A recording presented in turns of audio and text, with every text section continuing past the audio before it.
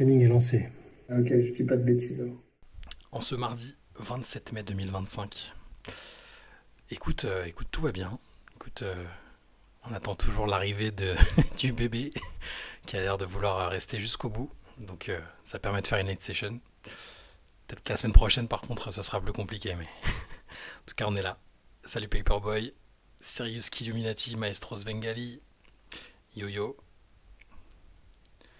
J'espère que vous allez tous bien, même si la fin des playoffs approche, j'espère que vous passez des bons playoffs, que les matchs vous plaisent, que les séries vous plaisent. J'ai volontairement mis un titre un peu provocateur dans le titre du live Twitch, je sais pas si vous l'avez vu, mais j'ai mis est-ce qu'OKC est déjà champion, vous pourrez me dire ce que vous en pensez. C'est un peu mon avis depuis quelques temps déjà. Merci Maestro, c'est gentil. Deuxième mini-shy au féminin, dans quelques jours. Ou peut-être en plein live aussi, hein, c'est possible. C'est possible que je quitte en plein milieu et vous abandonne.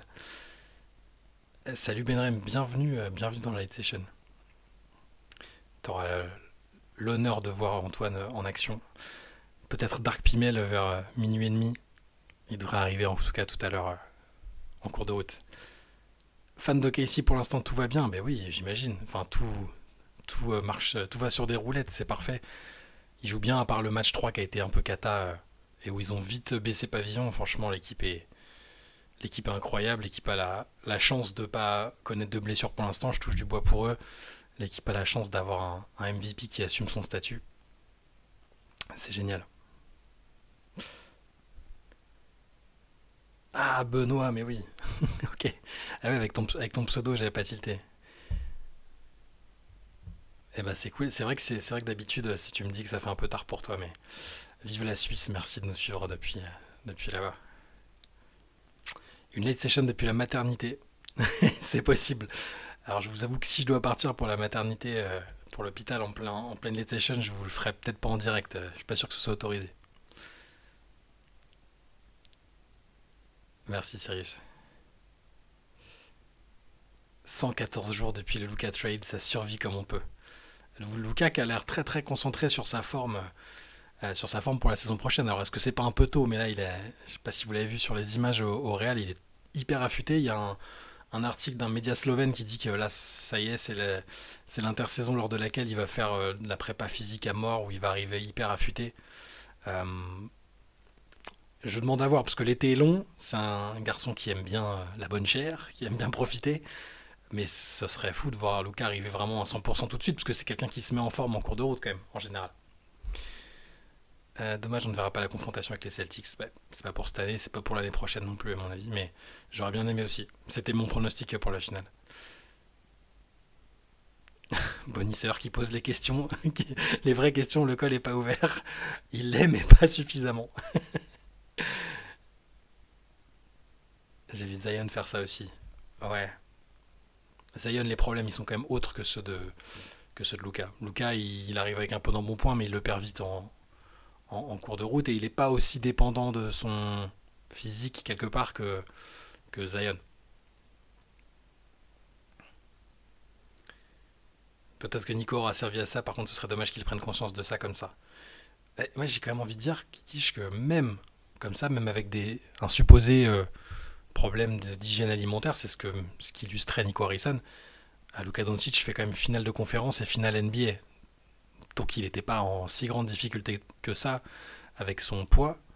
C'est plutôt démarrer une saison comme ça et peut-être pas perdre trop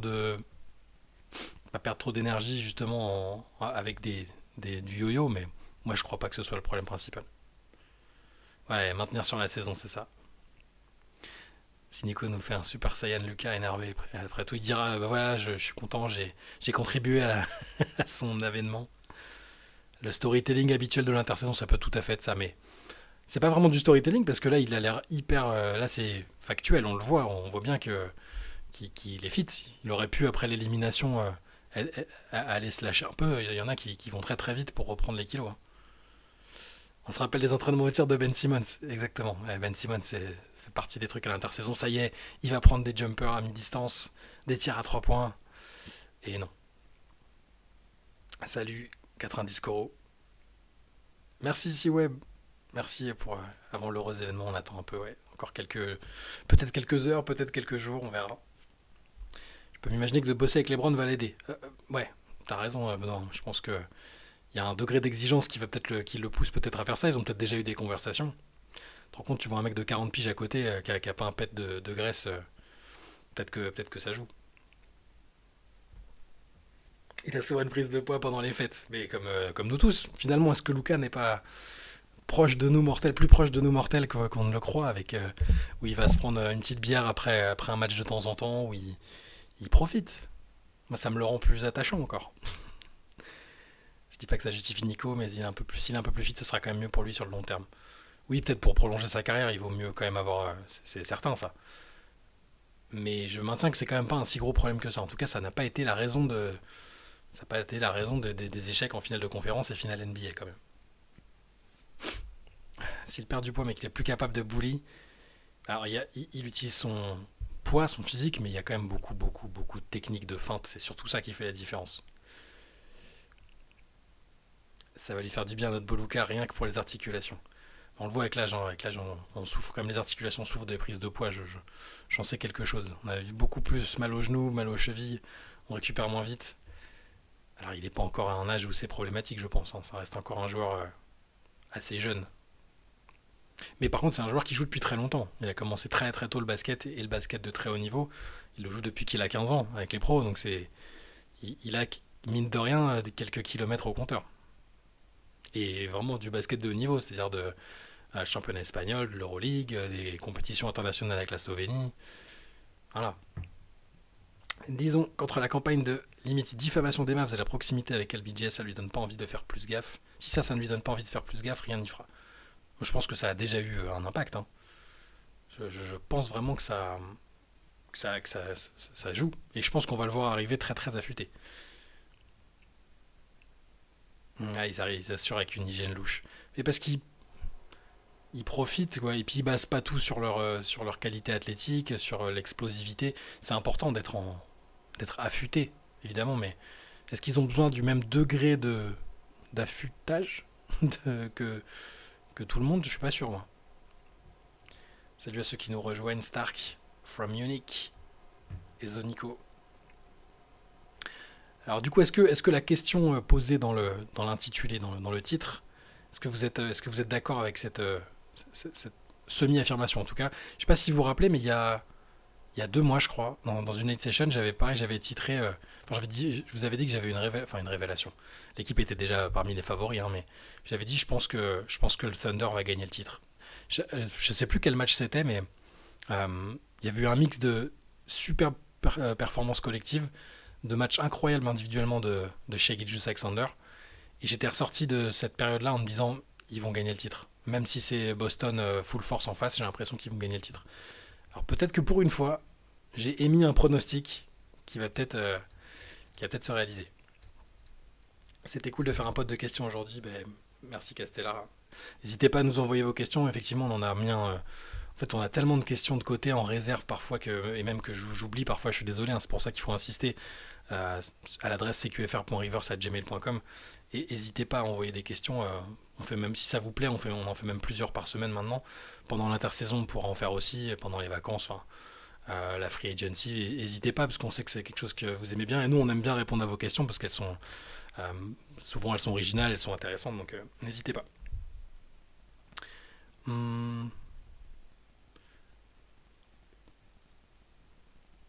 Est-ce qu'une des deux équipes de l'Est peut vraiment rivaliser avec le Thunder? Ça fait partie des raisons pour lesquelles je pense que le Thunder est pas déjà champion, j'exagère, mais a vraiment un boulevard pour être champion, parce que j'imagine ni New York ni Indiana qui vont en plus peut-être bien se faire une série minimum en 6, pourquoi pas en 7, vont perdre des forces, alors que OKC me semble très très proche de boucler. Ça va jouer aussi. Trop faible en face, mais les Pacers peuvent toujours surprendre, je suis complètement d'accord. Ils vont certainement pas se laisser faire si c'est eux qui passent. Ce serait logique, beau et mérité pour OKC, un beau projet jeune et très bien monté par le génie Presti. Je sais pas si vous avez vu, on a fait une petite news dessus aujourd'hui, mais la manière dont Presti est passé de son arrivée en 2007 à Seattle, où son premier move ça a été de trader Rashard Lewis contre une trade exception vers Orlando. Tous les petits moves ensuite ont débouché vers 2 équipes qui ont joué le titre, dont l'actuel. Et tout avec des petits moves, rien ne se perd avec lui, et ça a débouché vers l'arrivée de Shai Gilgeous-Alexander et l'équipe qu'on a aujourd'hui, qui est collectivement parmi les plus fortes qu'on a vues depuis un certain temps quand même. Les plus équilibrées aussi, en même temps que l'une des plus jeunes. Attention, Indiana réserve des surprises complètement. Les Knicks et toutes les équipes qui les ont affrontés peuvent en témoigner. Je pense quand même qu'ils auraient du mal, si c'est bien eux qui y vont, je pense vraiment qu'ils auront du mal. Faut pas s'avancer si vite, tout à fait, mais je prends le risque de dire que, à mon avis, ils sont pas déjà champions, mais il y a un vrai boulevard. Ils n'étaient pas favoris au début de l'année déjà, s'ils l'étaient, mais pour la victoire finale, je ne sais plus quelles étaient les cotes. Ils étaient favoris pour finir premier de l'Ouest, mais il y avait chez tout le monde, nous y compris, un doute sur le manque d'expérience, sur le fait qu'en face, l'Ouest était tellement dense qu'il y aurait peut-être une équipe qui prendrait le dessus, avec l'expérience et le talent aussi. Donc ouais, ils ont assumé le statut de favori déjà après la saison régulière. Ça, c'est pas gagné, c'est pas donné à tout le monde. On a vu qu'il y en a beaucoup qui avaient eu du mal. Moi, j'aime quand Antoine et Théo sont pas d'accord, j'adore leur débat. Alors, tu sais, Loulou, on nous a longtemps reproché d'être tout le temps d'accord et de tout le temps acquiescer quand l'un ou l'autre émettait un point de vue. Et on leur disait, mais non, mais parfois on n'est pas d'accord, sauf que juste sur les questions que vous nous posez et sur les sujets en question, on est très très souvent d'accord. Et là, c'est vrai que de temps en temps, il y a un petit désaccord sur 2-3 trucs, mais bon, je pense que ça reste plutôt pisse quand même.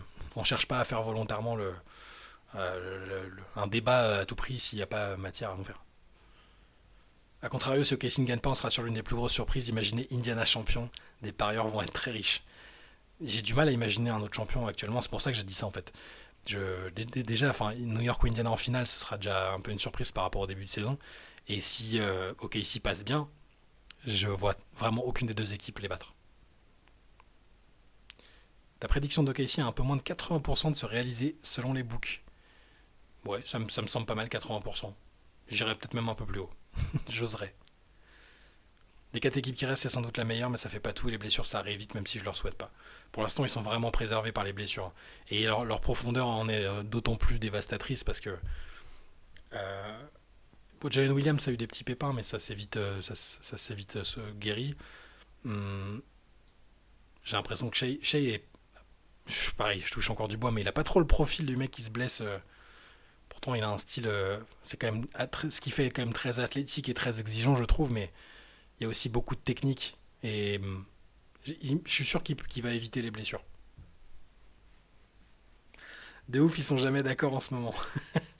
C'est la répétition des podcasts, ça, ils peuvent plus piffrer. Prestige spirituel de Lavoisier, ouais. Je l'ai mis dans l'article. Rien ne se perd, rien ne se crée, tout se transforme. C'est à peu près tout ce que j'ai retenu des cours de chimie du collège. En vrai, un des trucs qui me dégoûte le plus dans le trade de Lucas, c'est qu'on avait une rivalité naissante entre les Mavs et OKC. Cette année, ils peuvent aller au titre sans rencontrer leur némésis, et ça dégoûte. Ouais, je suis assez d'accord. Je suis assez d'accord. On voyait qu'il y avait quelque chose. Puis Dallas avait pour le coup le profil pour, même cette année, en gardant les bases de l'année dernière et sans toutes les blessures et les galères, ils avaient le profil pour embêter OKC, je pense. Il a aussi drafté Ousmane Dieng. Mais alors c'est ça qui est intéressant avec Presti, c'est qu'il a vraiment pas tout fait bien et qu'il a tenté différentes choses, mais qu'il a toujours tenté. Il s'est jamais contenté moi c'est ce que j'aime bien chez lui, il s'est jamais contenté d'un statu quo. Il a fallu tanker un moment, il a tanké. Il a fallu prendre des gros risques, faire un gros trade, il l'a fait avec Paul George. Il a, dans les deux sens d'ailleurs, pour le faire venir et pour le faire partir. Il y a plein de choses. Le projet jeune, il a essayé plein de choses différentes et c'est du flair. Le choix de Daigneault, tu as tout à fait raison, Greg. Le choix de Daigneault est très intéressant, un mec qui était le coach de l'équipe de G-League. Il y a plein de bonnes choses. J'étais de bonne humeur et ton message me fout droit. Dans les pronos de début d'année, Théo a mis OKC champion. Effectivement, Théo a eu le flair. Moi, je les ai mis finalistes, mais pas champion. Par contre, en cours de route, je vous ai dit que je pensais qu'il serait champion. Salut Joe Cole. Les Rockets avaient l'équipe pour faire mal au Thunder cette année. Suffisamment mal pour les sortir, je pense pas. Pour les embêter, ouais. Pour prendre rendez-vous peut-être pour la suite. Mais pour leur faire mal au point de les sortir, je pense pas. Eux aussi, il y a un petit déficit d'expérience. Et je reprends l'expression d'Antoine, mais c'est comme pour Minnesota, on a l'impression qu'OKC, même si Houston peut faire des choses similaires à OKC, avec une certaine profondeur aussi, OKC peut tout faire mieux. C'est un vrai problème pour les adversaires. Antoine nous dit j'arrive d'ici 20 minutes. Très bien. On t'attend.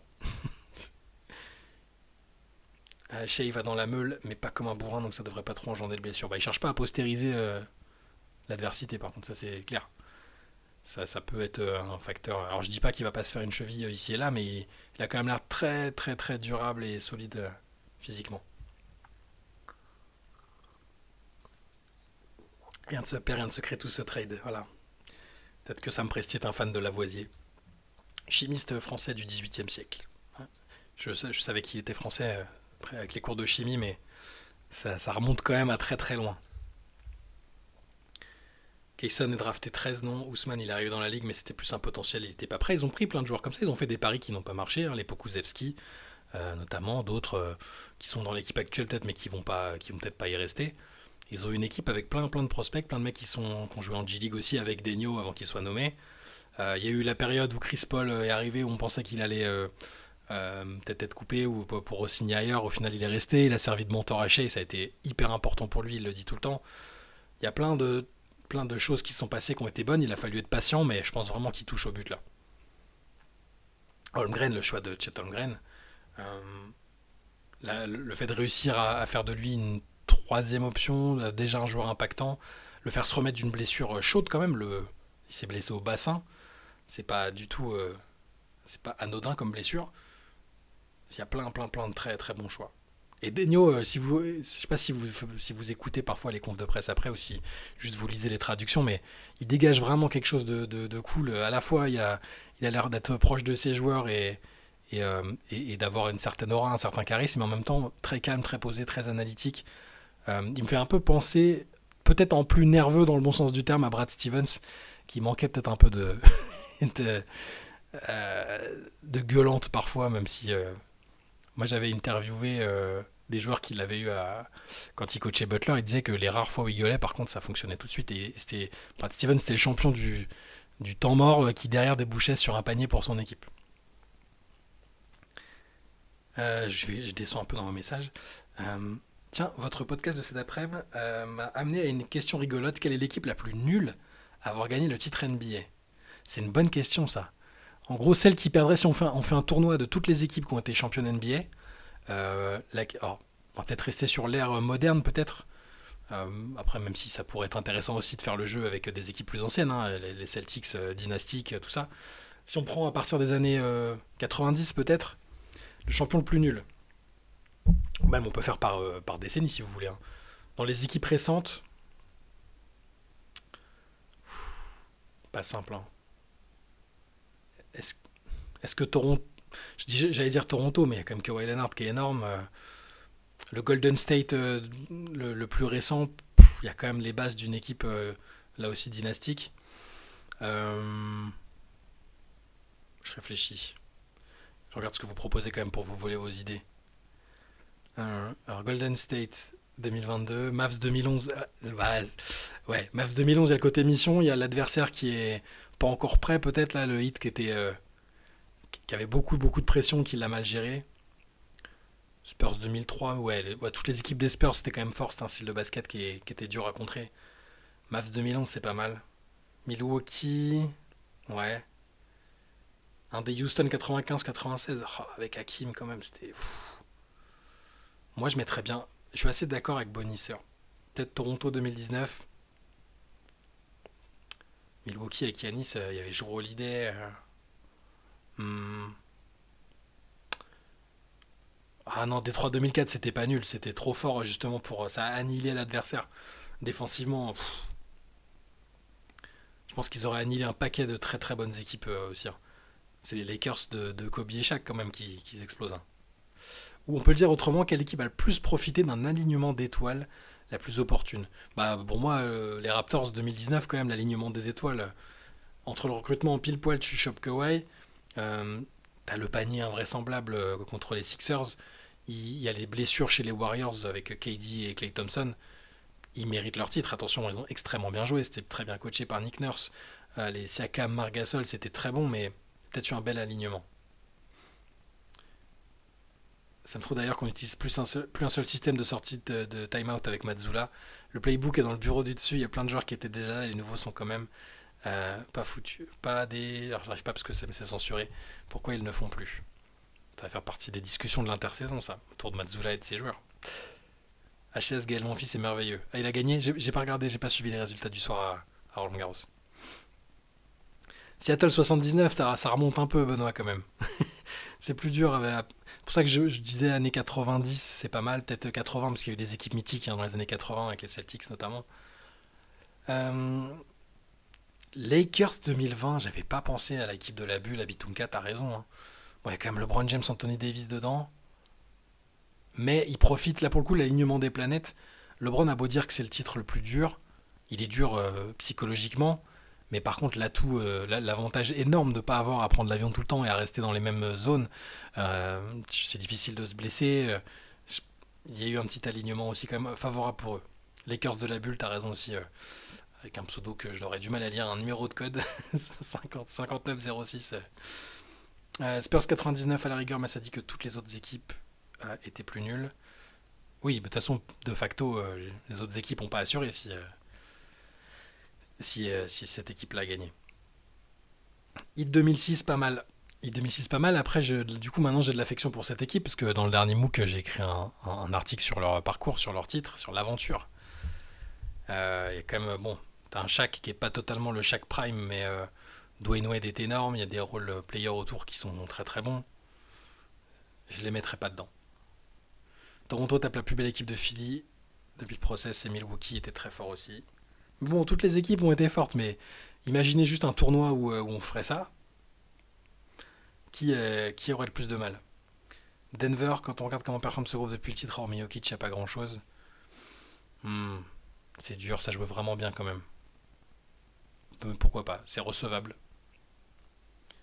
Chat, j'ai une question qui peut pas attendre samedi. Comment on fait les bébés? Ah oui, on n'a pas eu encore celle-là comme question dans le CQFR du samedi. Et j'allais te répondre exactement, avant de lire ce que E-Street Greg allait dire, j'allais te parler de la bouteille de lait, du sketch des nuls, mais on risquerait de se faire strike pour langage ordurier. Mais voilà. Céline qui nous dit: depuis quelques années, on constate que le modèle d'équipe qui se construit par la draft et avec des mouvements bien réfléchis, avec des noyaux de joueurs restant sur plusieurs années, et on voit que la valeur des pics de draft, c'est quand même rassurant pour le basket et la NBA, que les meilleures équipes soient des équipes et pas un assemblage de joueurs. Alors pourquoi certaines franchises persistent à vouloir créer des super teams?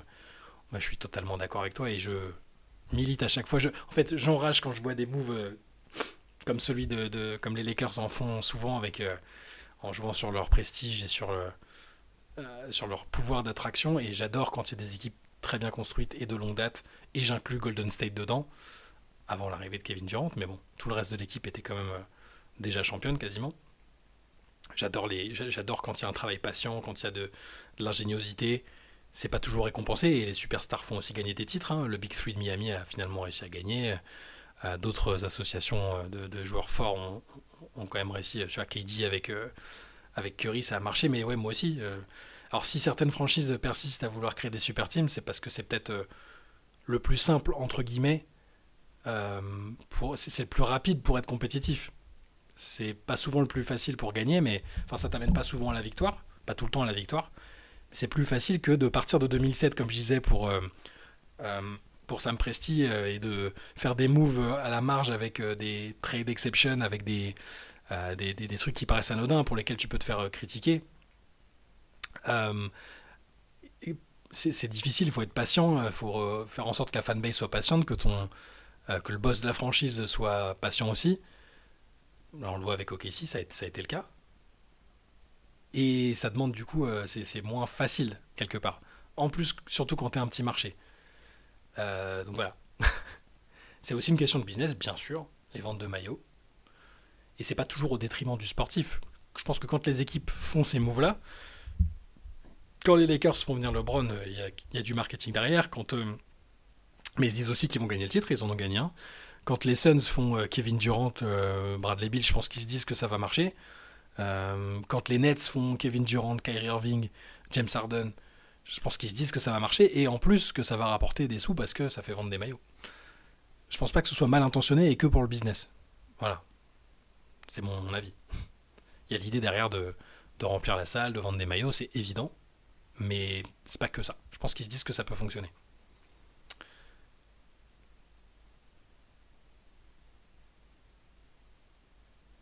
Je suis en train de vous lire pour la question des bébés. Si tu lis 10 minutes après, on a 50 ans de moyenne d'âge. C'est vrai. Je te demandais pas pour moi, c'est pour un ami.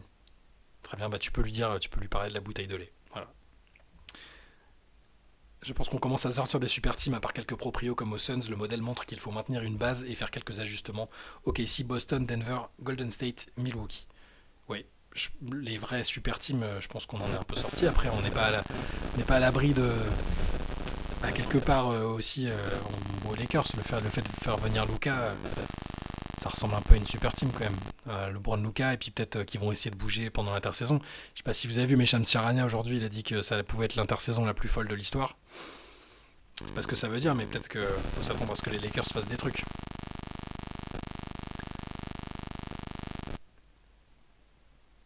Les super teams, c'est aussi pour faire rêver les fanbase, surtout quand t'as un petit marché. Si tu peux avoir une hype, ça se prend. Après, les super teams sont-elles vraiment sur les petits marchés? Je suis pas sûr. Pour déjà monter une super team via des trades, c'est hyper compliqué. Euh, Tu peux monter des super duos, comme à Milwaukee, Yanis, Damian Lillard. Tu peux difficilement construire des super teams. Enfin, les free agents, ils vont sur les gros marchés en général. Si les Knicks gagnent cette année, ça sera pas une super team, mais personne n'aura été drafté par l'équipe. Ouais, mais il y aurait eu de la construction quelque part. Et personne dedans ressemblait à une superstar en arrivant. C'était que des role-players quasiment. Bridges était un role-player à Phoenix, et puis il y a eu la brève parenthèse à Brooklyn où il était joueur majeur. Jalen Brunson n'était certainement pas la superstar de Dallas. Randle était peut-être ce qui se rapprochait le plus d'une première option à New York pendant un temps, et après il a été transféré. Anunoby, role-player. Josh Hart, n'en parlons pas. Ça peut être marrant. Enfin, c'est marrant si les Knicks sont champions aussi, ouais. C'est des modèles différents des super teams, clairement. Et c'est difficile de s'attacher aux super teams. Je suis complètement d'accord avec toi, Célim. Enfin, moi, c'est mes goûts perso. Hein, je l'ai toujours dit, quand il y a des associations de stars, j'ai un peu plus de mal à m'impliquer émotionnellement, même quand c'est des joueurs. Surtout quand c'est des joueurs que j'aime bien. S'ils arrivent à faire Yanis, les Lakers, ouais, non, mais là, ça me dégoûterait. Là. J'ai pas envie de voir ça. Ce genre de truc, c'est fait pour les jeux vidéo, quoi. Shams, il tease. C'est bon pour son business. Ouais, en plus, il fait ça dans le Pat McAfee Show, qui est un peu racoleur. Les Lakers, c'est différent. Lucas, c'était une opportunité de marché. C'est vrai que là, enfin, ça dépend de ce en quoi on croit. Mais c'est vrai que c'était un trade et que c'était pas de la free agency et un move en attirant Luka pour qu'il vienne là. Je pense quand même que le fait que ce soit les Lakers, si on verse un tout petit peu dans la théorie du favoritisme de Nico Harrison pour les Lakers ou de enfin, quoi qu'on en pense, le fait que ce soit les Lakers n'est pas anodin, à mon avis. Je suis pas sûr qu'il ait choisi par exemple de, de ne traiter qu'avec n'importe qui, j'allais dire Portland, n'importe quelle équipe finalement.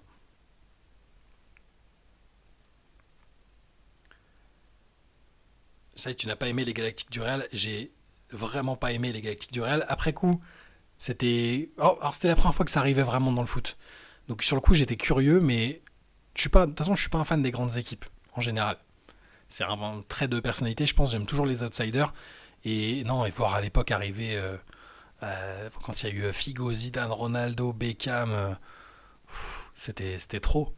En plus, Marseille avait dû les affronter. C'était beaucoup trop.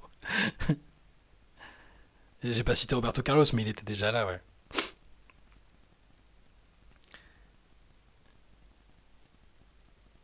Salut Bob the Bon. Mais il n'y a aucune super team que j'ai bien aimé en foot ou en basket. Bah, les super teams du PSG, n'en parlons pas. Et en basket, les tentatives de super team. Ah, alors qu'Antoine arrive. Non, l'oreillette. Alors, ils t'entendent pas encore t'excuser, Antoine. Tu peux continuer de les insulter, ils t'entendent pas pour l'instant. Euh, je vais t'ajouter tout de suite. Alors.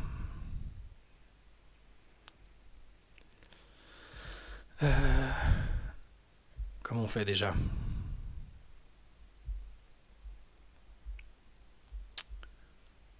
Navigateur, hop. Est-ce que est-ce qu'on te voit bien? Pour l'instant, on ne te voit pas, mais parce que tu es sorti de Tant, l'écran. tant Et mieux je, parce que je suis en train de manger. je vais, je vais essayer de. Ça y est, on te voit. Je vais essayer de baisser l'image pour qu'on voit tes cheveux quand même, parce que tu es le seul de nous deux qui possède des cheveux. Ce serait dommage que nos spectateurs, que nos Salut laters les gars. ne les voient pas. Salut à tous. Désolé d'arriver aussi tard. Hop, voilà. Normalement, c'est bon. Vous voyez Antoine, si je dis pas de bêtises. Je risque de manger un petit peu mon âne. Je Ah, m'excuse, je couperai mon ça, micro à ce ça moment-là. fait longtemps qu'on n'a pas reçu des messages de haine de gens qui n'aiment pas entendre tes bruits de bouche. C'est un Bah, peu, parce que je ne mangeais plus. c'est vrai, c'est un peu le gag récurrent des premières lates pour les plus anciens. Ouais. On recevait des mails, dites à Antoine d'arrêter de manger pendant le... Mais je couperai mon micro au moment où je mange. Ah, merci Kikiche de noter les progrès techniques incroyables Ouais. depuis ma formation par Benjamin Moubèche il y a 1 an et demi, 2 ans. Et qui est de Moob. A.K.A. The Moob Deep. On l'embrasse. Euh, Effectivement, maintenant je sais régler des images dans des cadres, ce qui est incroyable. Yeah. An- An- Jamais trop tard. Antoine, j'ai une question tout de suite pour toi, parce qu'on a un Vas-y. peu discuté et débattu de ça, c'était une très bonne... Alors c'est fou, on vient de dire ça et moi maintenant j'entends des bruits de, tu sais, de portable, mais enfin Ah, ça doit être moi, mais c'est pas très grave, hein, mais ça doit être moi, c'est je vais poser le mien aussi. des bruits de réseau. Allez, dis-moi, Il pardon. y a une Dis-moi. question qui a été lancée qui était intéressante, qui nous a fait discuter pas mal là-dessus. La réponse est non. La réponse est non, alors c'est pas une réponse en oui ou non. Bien tenté. Pardon. Non, la question, c'était, parce que c'était en réaction à l'une des questions qu'il y avait dans le CQFR avec des questions. Yes. Euh, C'était, donc la question du CQFR, c'était quelle équipe, enfin, qu'est-ce qui était le plus impressionnant, euh, quel finaliste était le moins fort, en gros, tu te rappelles, quel exploit était le plus incroyable pour entre Iverson, LeBron et tout. Là, la question, c'était quel est le champion le plus nul? En fait, le champion NBA le plus nul. Ah, champion NBA le plus nul, c'est Alors, une belle question ça. on s'est arrêté quand même, on n'est pas allé, on est resté dans les années 80, 90, 2000, 2010, on n'est pas parti sur des trucs. Mais je suis curieux d'avoir ton avis. Je sais même pas qui me vient en tête en premier. Hmm, Comme ça, en premier, qu'est-ce que tu dirais? je sais pas, j'ai pas d'inspiration. Après, je peux te dire ce qui a été dit, hein, mais en gros, sur les très récents, ça parlait quand même pas mal des Raptors 2019. Non, Sur le côté non. alignement des planètes et Leur équipe est très très forte au final. En fait, on s'en rend pas compte. Et non, non, non, je suis pas d'accord. Je suis pas d'accord. Il Je y suis a pas eu, d'accord il y a eu avec toi. il y a eu les Lakers de la bulle, il y a eu... Les Lakers de la bulle, je suis déjà beaucoup plus convaincu. Attendez, je vous donne juste quand même l'équipe des Raptors 2019. Vas-y. Vous êtes prêts? Elle est beaucoup plus forte qu'il n'y paraît. Kawhi Leonard, qui est absolument insane. Ok? Pascal Siakam, Serge Ibaka, qui était encore fort. 15 points par match, hein, Serge Ibaka cette saison-là.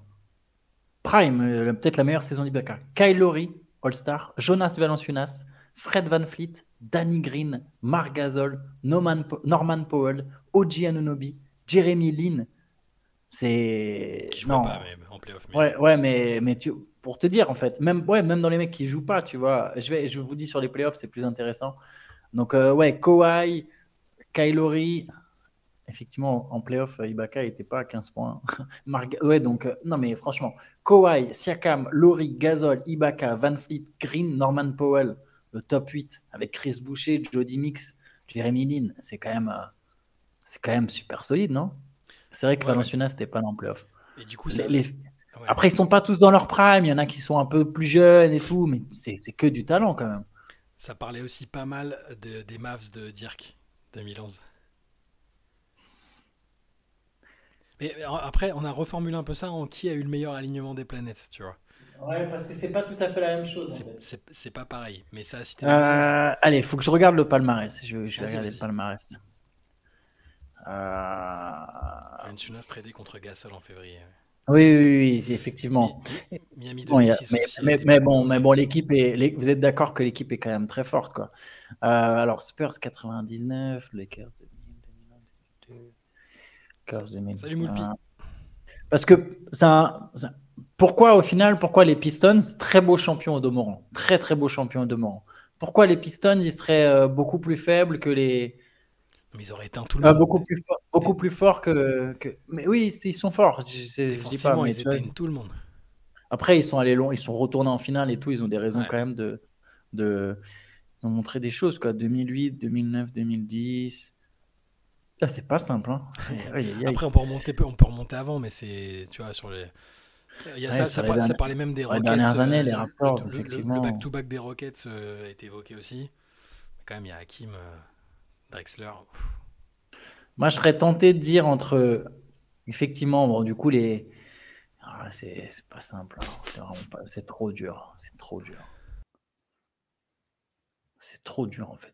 T'es champion, t'es fort, quoi. C'est une très bonne question. Ouais, Hein. mais tu vois, si tu fais un tournoi, tu fais un Golden tournoi. State 2022, très intéressant. Celui-là, je suis d'accord. Golden State 2022. Golden State 2022, c'est peut-être le. Et Lakers 2020, c'est les plus faibles que j'ai de ces dernières années. Allez, je suis d'accord. Sur ça, je suis d'accord. Ok, Les Golden State 2022, leur deuxième meilleur joueur, c'est Andrew Wiggins. Franchement, faut pas déconner. Quoi. j'avoue. Il y a Jordan Poole, joueur majeur, Andrew Wiggins. Eux, ils sont bien alignés aussi, en fait. Parce qu'ils sont pile entre les deux timelines, tu vois. Les Celtics sont pas encore tout à fait prêts. Le Thunder a pas encore éclos. Il y a les blessures de Jokic. Je dirais Warriors 2022, il y a un truc. Je suis assez d'accord. Je suis tout le temps d'accord avec Antoine, ça me fait flipper. D'ailleurs, l'année d'après, les Warriors, ils font même pas les playoffs, je crois. Ou ils font premier tour. Non, Oui, oui. deuxième tour. Deuxième tour. Ils font Ouais. deuxième tour. Pardon, ils sortent deuxième tour. Non, mais il y a eu un petit alignement des planètes avec l'expérience et tout. Ça, ouais, je pense que ces Warriors-là peuvent entrer dans la. C'est vrai que quand tu regardes individuellement, si tu prends le meilleur joueur à chaque fois, le deuxième meilleur joueur, le troisième meilleur joueur, si tu compares avec les autres champions, euh, c'est vrai que les Warriors, attention. Mais dans ce cas-là, si tu prends juste par meilleur joueur, les Pistons de 2004, je suis désolé, c'est pas ouf. Hein. Non, bah oui, bah c'était quoi? C'était Billups qui est MVP des finales. Et après, c'est des défenseurs, ils sont tous très forts défensivement. Mm. Non, c'est vrai qu'il y a une pub. Après, c'était un collectif, tu vois. Et puis ils sont Ouais. retournés en finale l'année d'après. Ils refont des finales de conf et tout. Il y a un truc, tu vois. Mais Je vais juste profiter de la pub pour aller me moucher parce que j'en ai marre de renifler. Donc je te laisse parfait. 30 secondes. Oui, vous avez raison. Les Pistons ont poussé les Spurs en 7 et belle équipe des Spurs en plus. Donc, non, je suis d'accord. Hein. Je pinaille, mais il y a que des beaux champions en fait. Je dirais pas que les Pistons, c'est le plus faible des 20 dernières années. J'aurais mis les Warriors avant. J'aurais j'aurais peut-être mis les Mavs comme vous, je sais pas. Je sais pas pour les Mavs. Tape le Big Tree quand même. Hein. Tape le hit de LeBron, Dwayne Wade et Chris Bosh, quoi. Tape pas n'importe qui. Hein. C'est dur. Le hit 2006, je les aurais pas mis non plus. Je sais pas, il y a trop de bonnes équipes en fait. Ouais, les Pistons font 8 finales. Ouais, ouais, ouais. Non, mais ils sont. Ouais. Après, ça restait quand même une belle équipe, le Heat 2006, avec Shaq qui est pas encore trop vieux, Dwayne Wade enfin, pleine puissance. Est-ce que les Browns et le Heat le perdent plus qu'autre chose en 2011? Peut-être. Peut-être. Vous avez peut-être raison, je sais pas. Mais j'aurais effectivement Warriors, même Lakers, moi j'aurais été un peu d'accord avec vous, même s'il y a des beaux noms. Les Lakers ont eu quand même vachement profité du contexte, quoi. Ah merde, on m'a entendu faire de la trompette. Ouais, c'est ça, j'aurais dû couper mon micro, je suis pas encore au top de la technologie, tu vois. De la technique. Ah, c'est marrant, les Cavs 2016. Je crois Ouais, que ils ont les un, Cavs, un ils ont LeBron quand qui même est. ils ont quand même une belle équipe, quand même. LeBron, Kyrie, pareil, si tu prends premier meilleur joueur, Ouais. deuxième meilleur joueur. Puis Kevin Love, Richard Jefferson, enfin, il y a du monde. C'est marrant, je crois que leur équipe de 2017 est encore plus forte. C'est juste qu'ils tombent sur Kevin Durant, quoi. Et les Warriors plus Kevin Durant. Ouais. Alors, question d'Aniska. Bonsoir à tous, je me rends peut-être pas compte car j'ai commencé à regarder la NBA début 2020. Mais pourquoi on a tendance à négliger le titre dans la bulle alors que la plupart des joueurs s'accordent à dire que le niveau de jeu était très relevé, qu'elle pouvait se concentrer uniquement sur le basket? Bah, moi, j'ai commencé à y répondre avant que tu arrives, Antoine. C'est pas dénigré ou quoi, mais c'est que sur le côté alignement des planètes pour les Lakers, et notamment pour Davis qui a été très très très fort. Alors, psychologiquement, c'était dur parce qu'ils étaient éloignés de leur famille et tout. Mais par contre, le fait de vraiment se concentrer sur le basket, de ne pas avoir à prendre l'avion tout le temps, d'être dans un cocon, je pense que ça les a quand même pas mal aidés, mine de rien. Et le fait d'avoir moins joué de matchs cette saison, je pense que ça a joué. Après, est-ce que le titre est vraiment dénigré?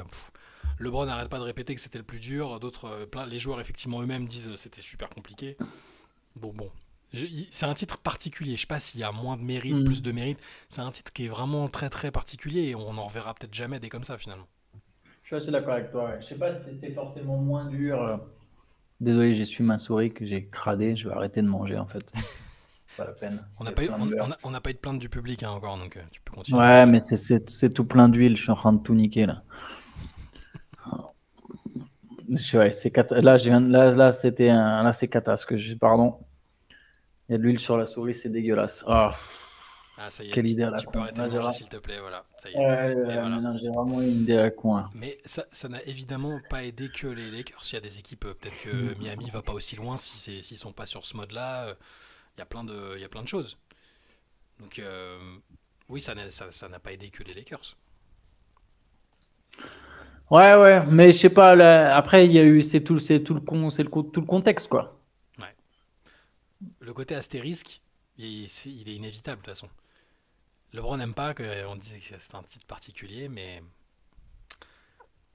en fait, c'est surtout que je sais pas si ce titre il arrive, je sais pas si les Lakers c'était l'équipe la mieux placée pour gagner s'il n'y a pas cette interruption Covid, s'il n'y a pas la bulle. C'est surtout ça en fait. Ouais, on le saura jamais, mais On oui. ne saura jamais. Mais c'est une vraie, c'est des questions légitimes. Hein. Putain, je sais qu'il fait pas des finales ouf. Hein. 13 points, 10 rebonds en 2006 contre les Mavs quoi. Chaque. Ouais, de Oui, bah moyenne. oui, mais en cours de route, comme c'est très bien dit dans le MOOC Miami, que je vous engage à continuer d'acheter si vous à l'acheter si vous ne l'avez pas encore. Chaque en cours de route, ils se sont fait une réunion avec Peyton en disant mec, on est vieux, faut laisser le petit là, faut laisser Wade prendre les rênes et nous on s'efface et on joue pour lui. Il y a une prise de conscience en cours de route quand même. Chaque avait encore des très beaux restes et il fait finalement pas des mauvaises finales, hein, il fait même pas des mauvais playoffs, mais moins dominant offensivement. En finale, il est quand même très très bien défendu aussi. Euh, donc ouais, ça explique aussi ces stats-là, le petit gap avec ce qu'on a connu de lui avant. Ouais, puis c'était la fin de carrière. Hein. 2006. C'était C'était pour, sur la fin quoi. pour chaque après, il fait Sa encore, sa 14e saison en NBA quoi. il fait encore Phoenix, Ouais, il joue Boston encore avec à Boston, Cleveland. Cleveland, mais Ouais, je veux dire, tu vois, c'est. ouais. Bien sûr qu'il y a évidemment Jason Williams. L'équipe sur le papier, elle est très belle. Après, ils ont galéré au début. Van Gundy se fait virer parce qu'ils sont à 11-10 après une vingtaine de matchs. Pat Riley revient. Ils prennent, contre Dallas, justement, ils prennent une énorme rouste assez tôt dans la saison aussi. Et il y a eu prise de conscience après. Après, ils se sont mis Yann- en mode mission. Yanis, il se blesse dans la bulle? Je me souvenais pas. Mais les Bucks s'étaient armés. Ouais, les Bucks s'étaient armés pour aller loin, mais je me souvenais pas qu'Yanis se blesse dans Yanis, la il se bulle. Je me blesse, souvenais pas. il se blesse même l'année où ils sont champions. On n'est même pas sûr Oui, qu'il puisse hyper jouer. extension du genou, ouais. Hyper extension du genou, on s'est dit c'est fini, mais en fait il a joué, il Yanis se reclaque un blesse. match à 50 points derrière, je crois. Euh, ouais, on en a parlé, Nikta, le nouveau physique de Luka un petit peu au début. On disait, il y avait même un article dans la presse slovène qui disait qu'il était en mission pour arriver super affûté comme jamais. Et effectivement, les premières images où on l'a vu là au Real, il a l'air fit. Pour un mec qui est en vacances depuis quelques temps là et qui aurait théoriquement pu s'enfiler de la malbouffe et picoler un peu, il a l'air plutôt affûté.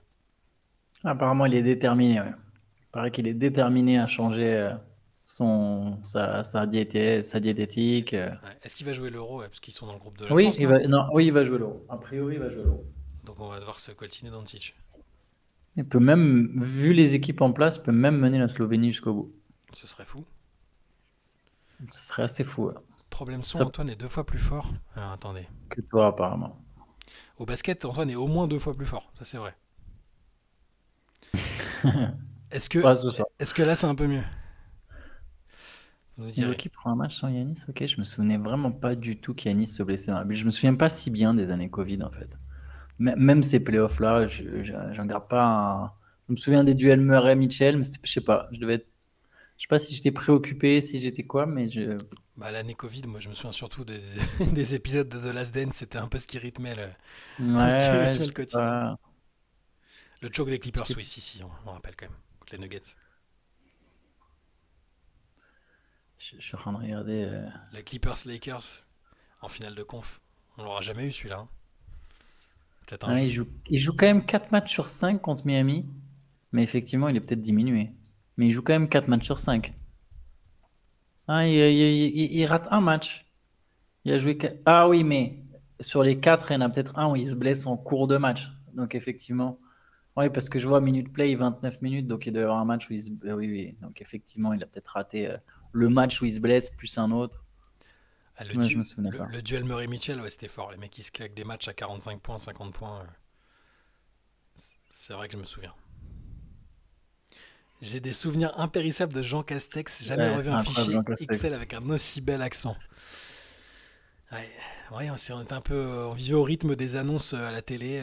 Qu'est-ce qu'ils vont faire? Est-ce qu'ils prolongent? Est-ce qu'ils prolongent pas? Est-ce qu'il faut un truc pour sortir de chez soi? Est-ce que c'était drôle d'époque? Je me souviens de plein de trucs du Covid, mais tu vois, les playoffs Bulls m'ont pas. Hmm. Je sais pas, je devais pas. Ça faisait bizarre quand même la salle où il n'y avait pas de spectateurs, où il y avait les écrans avec les spectateurs depuis chez eux. Après, nous, on était déconfinés du coup, parce que c'était l'été. Ils nous avaient déconfinés pendant l'été. Je me rappelle plus. On était déconfinés pendant l'été, ouais. T'es- On est reconfinés après, t'es- partiellement plus T'étais tard. en France en 2020? Ouais, Ouais. j'étais à Toulouse. J'étais à Toulouse au moment du confinement. J'étais dans un appart incroyable, une nana qui. En fait, cet appart-là, c'était une nana qui avait un 90 mètres et quelques mètres carrés. Elle était prof d'espagnol et elle partait en Espagne pendant, je sais plus, elle avait un contrat de 9 ou 10 mois. Et du coup, elle nous a laissé son appart tel quel, avec tout, l'électricité, tout. Elle voulait pas, vu qu'elle partait, elle voulait rien, Mhm. tu sais, elle voulait pas arrêter ses contrats, rien. Donc, elle avait tout laissé. Et l'appart était incroyable. Et, ouais, heureusement qu'on était là pendant le confinement, parce que ça aurait pu être. Ouais, là, pour le coup, on avait de l'espace, Ouais. il y avait une cour, on était bien, quoi. Vraiment dans un appart lumineux. Bref, c'était terrible. T'avais dit dans un CQFR, les books vont considérer de plus en plus les Warriors pour Yanis. Depuis, ils sont passés de 51 à 31 pour le recruter. Avant le premier match de la saison, pour préciser l'intitulé du Ils, pari. é- ils étaient, moi, quand je l'avais fait, on avait parlé dans le CQFR, ils étaient même pas sur les quelques bookmakers que j'avais regardés, ils étaient même pas cités. Ils étaient même pas parmi la liste et il y avait aucun insider qui en a parlé. Et ce qui est marrant, c'est que 2 jours après ce CQFR, il y a Brian Windhorst qui avait dit qu'il voyait bien les Warriors faire venir Yanis. Je continue de penser qu'ils font partie des favoris avec, je sais pas, peut-être les Raptors, les Rockets évidemment, et je sais pas qui, peut-être les Pelicans, les Hawks. Les Je Spurs sais pas sont trop. ultra favoris pour Yanis. Ah bon? J'y crois pas. J'y crois pas du tout. Ok. Je crois pas du tout. Je crois Ah, pas du tout aux Spurs. ah, ça parle de. Si, Golden State, ils peuvent envoyer Kuminga, Podziemski et 7 pics, je crois. C'est pas mal. Sur 4, le... 4 pics et 3 swaps. Je m'étais trompé, j'avais dit 9. J'avais dit 9 parce que j'avais compté double. 2 ans, il y a 2 années que j'ai compté double. Je sais pas comment j'ai fait, mais je m'étais foiré. Mais c'était 7. Ils en ont 7 à envoyer. Mais tu vois, tu peux mettre Kuminga. Après, tu peux mettre des contrats. Ouais. Je vois que ça mentionne TJ Warren, c'est vrai qu'il a un peu disparu. J'ai un très bon souvenir de TJ Warren, parce qu'à sa draft, là, dans l'hôtel où il y avait les mecs qu'on pouvait interviewer, il y avait absolument personne à sa table. Les mecs étaient tous sur Wiggins, Randle, Dante Exum avait une grosse cote, un peu Marcus Smart, et il n'y a personne qui était allé poser des questions à TJ Warren, le pauvre. Alors moi j'étais allé, je sais plus ce que je lui avais demandé, je m'étais dit le pauvre il est tout seul. J'avais posé une question sur sa fac, je crois, parce qu'il était de NC State, il avait fait un bon parcours et tout. Le pauvre. Un sacré scoreur à un moment. Ouais, gros scoreur, TJ Warren. Je sais même pas, il joue encore au basketball.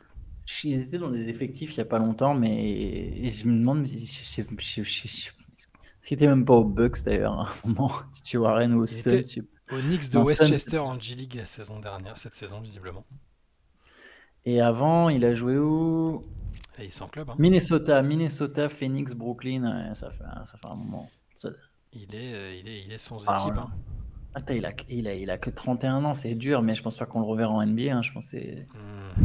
Bah lui s'il va en Europe, lui, il peut faire des cartons de fou, hein. Ouais. C'est comme un énorme scoreur.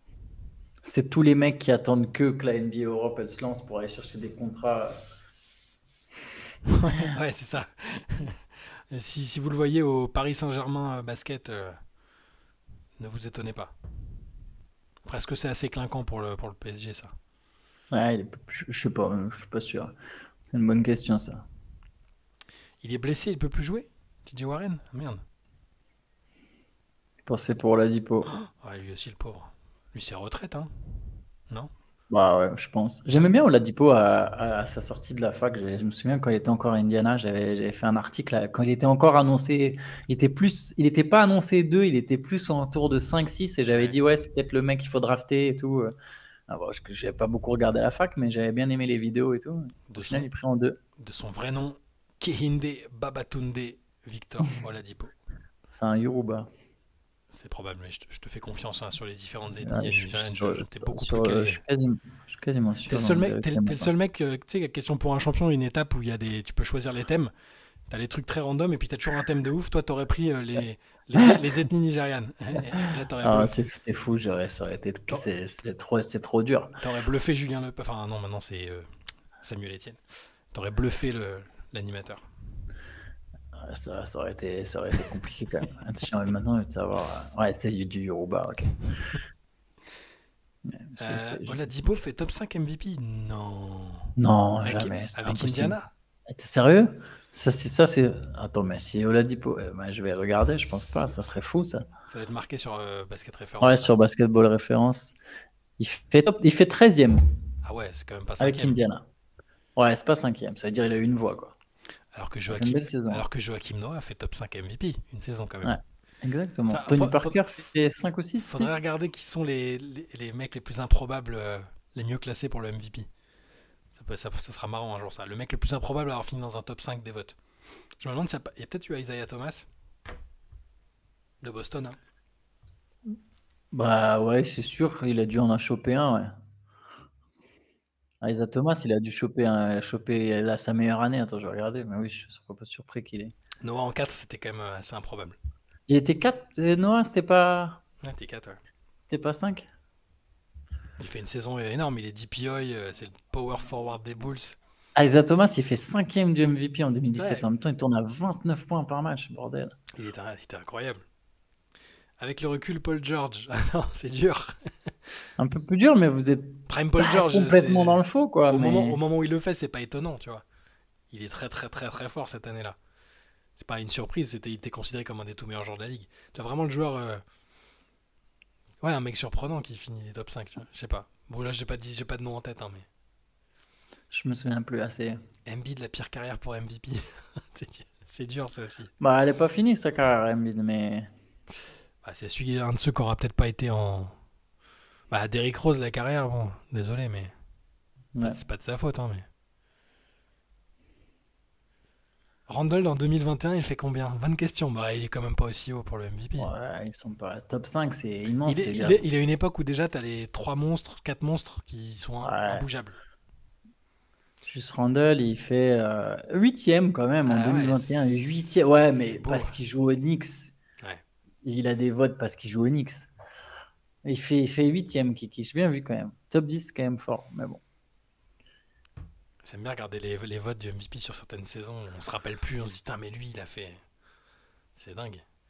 Genre tu vois, j'en tape un au pif. MVP vote 2011. Hop. Ah, donc c'est quoi? C'est Derrick Rose, Dwight Howard, LeBron Dwight James. deuxième, LeBron, Kobe 4, Kevin Durant 5, Dirk 6. Ouais, mais donc tu vois déjà dans le Ouais, top ça 6, va. quand même que c'est. Non, ça Vas-y, va. mets-nous 2002. 2002. Alors, C'est Tim Duncan, le MVP, je pense. on a donc 2002-2003 ou 2001-2002? 2001-2002. 2001-2002. C'est Tim Duncan devant Jason Kidd, Shaquille O'Neal, Tracy McGrady, Kobe Bryant, Gary Payton en 6, Chris Webber 7, Dirk Nowitzki 8, Allen Ouais, Iverson donc 9. il y a que du lourd, quoi. C'est que du lourd. Ouais. Euh, je regarde année par année, voir s'il y a vraiment un truc qui me saute aux yeux. Pareil, 2002-2003, il n'y a pas de surprise. 2003-2004, oh si, énorme, j'en ai un très très fort. Si tu sais qui est troisième du MVP en 2004. Alors attends, le 1 c'est Kevin Garnett. Ouais. On est en 2004. Oh, ça, je ne l'ai pas vu venir du tout. C'était un très bon joueur, mais c'est pas... Jamais tu Je sais te dis... pas, Richard Hamilton, un truc. Non, même Hamilton, ça aurait été moins... Ron Artest. Non, c'est un intérieur. Jermaine O'Neal. Ouais, Jermaine O'Neal, troisième du MVP. Ouais, mais il est, mais il est très très fort et les Pacers sont très hauts. Tu vois, ça très vite. Je suis allé sur des joueurs des Pacers là. Il est très fort, les Pacers sont très hauts. C'est un mec qui a fait plusieurs All-NBA en fait. Et le quatrième, un Européen. Un Européen un Européen shooter qui a eu une première place. Il y a un mec il y a un mec qui a voté Stojakovic MVP, donc c'est fou, ça paraît fou aujourd'hui.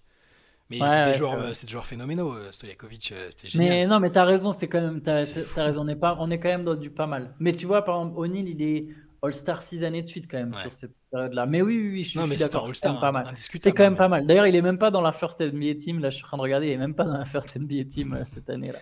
Ouais, et les trois derniers, sur la saison 2004-2005, il y a un trio pour la 14e place, c'est donc des mecs qui ont eu des votes au moins pour le top 5, improbable.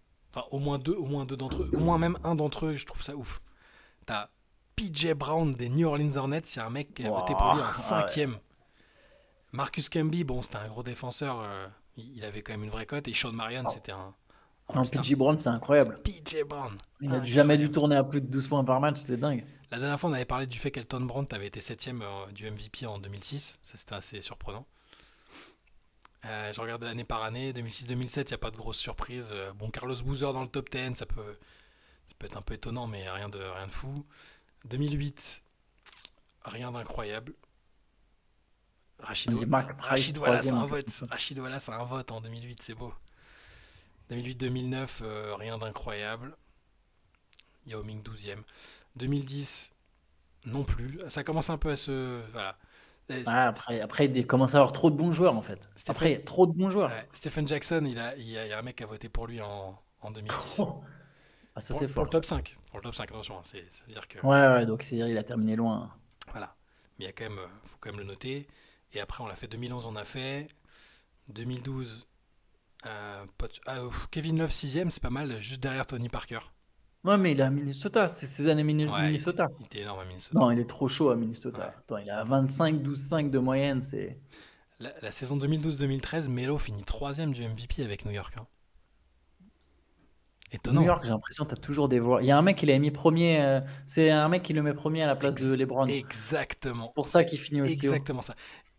LeBron aurait dû être MVP à l'unanimité. À l'unanimité, ouais. Il y a un mec qui a voté Carmelo Anthony en 1. Je me souviens très bien de qui c'est un mec du Boston Globe. C'est même pas un mec d'un média new-yorkais. Ah ouais. Incroyable.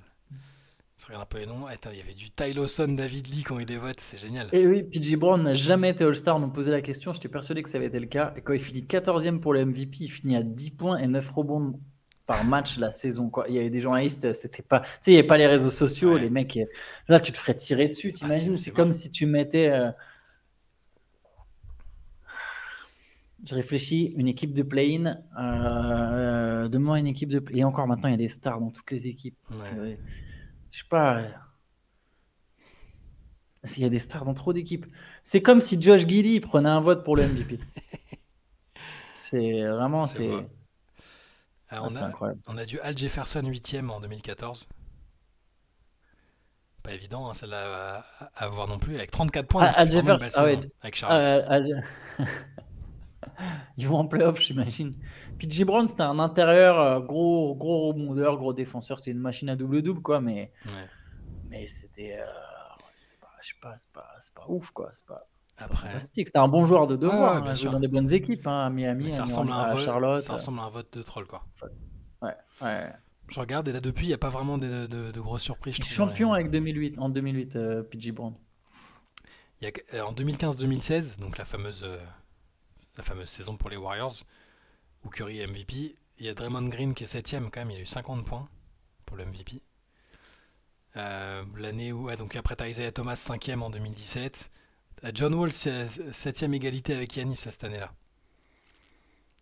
Ouais, mais Ça après, peut sembler surprenant aujourd'hui, mais après, ouais, voilà, après, c'est quand même des joueurs stars. En fait, septième, c'est pas assez parlant, tu vois, parce que septième, t'es pas. et après depuis 2019, rien d'incroyable. Josh Smith 9e en 2010, ouais, c'est pas mal quand même que Josh Smith. Waouh, je suis passé à côté ça. Juste pour les highlights alors.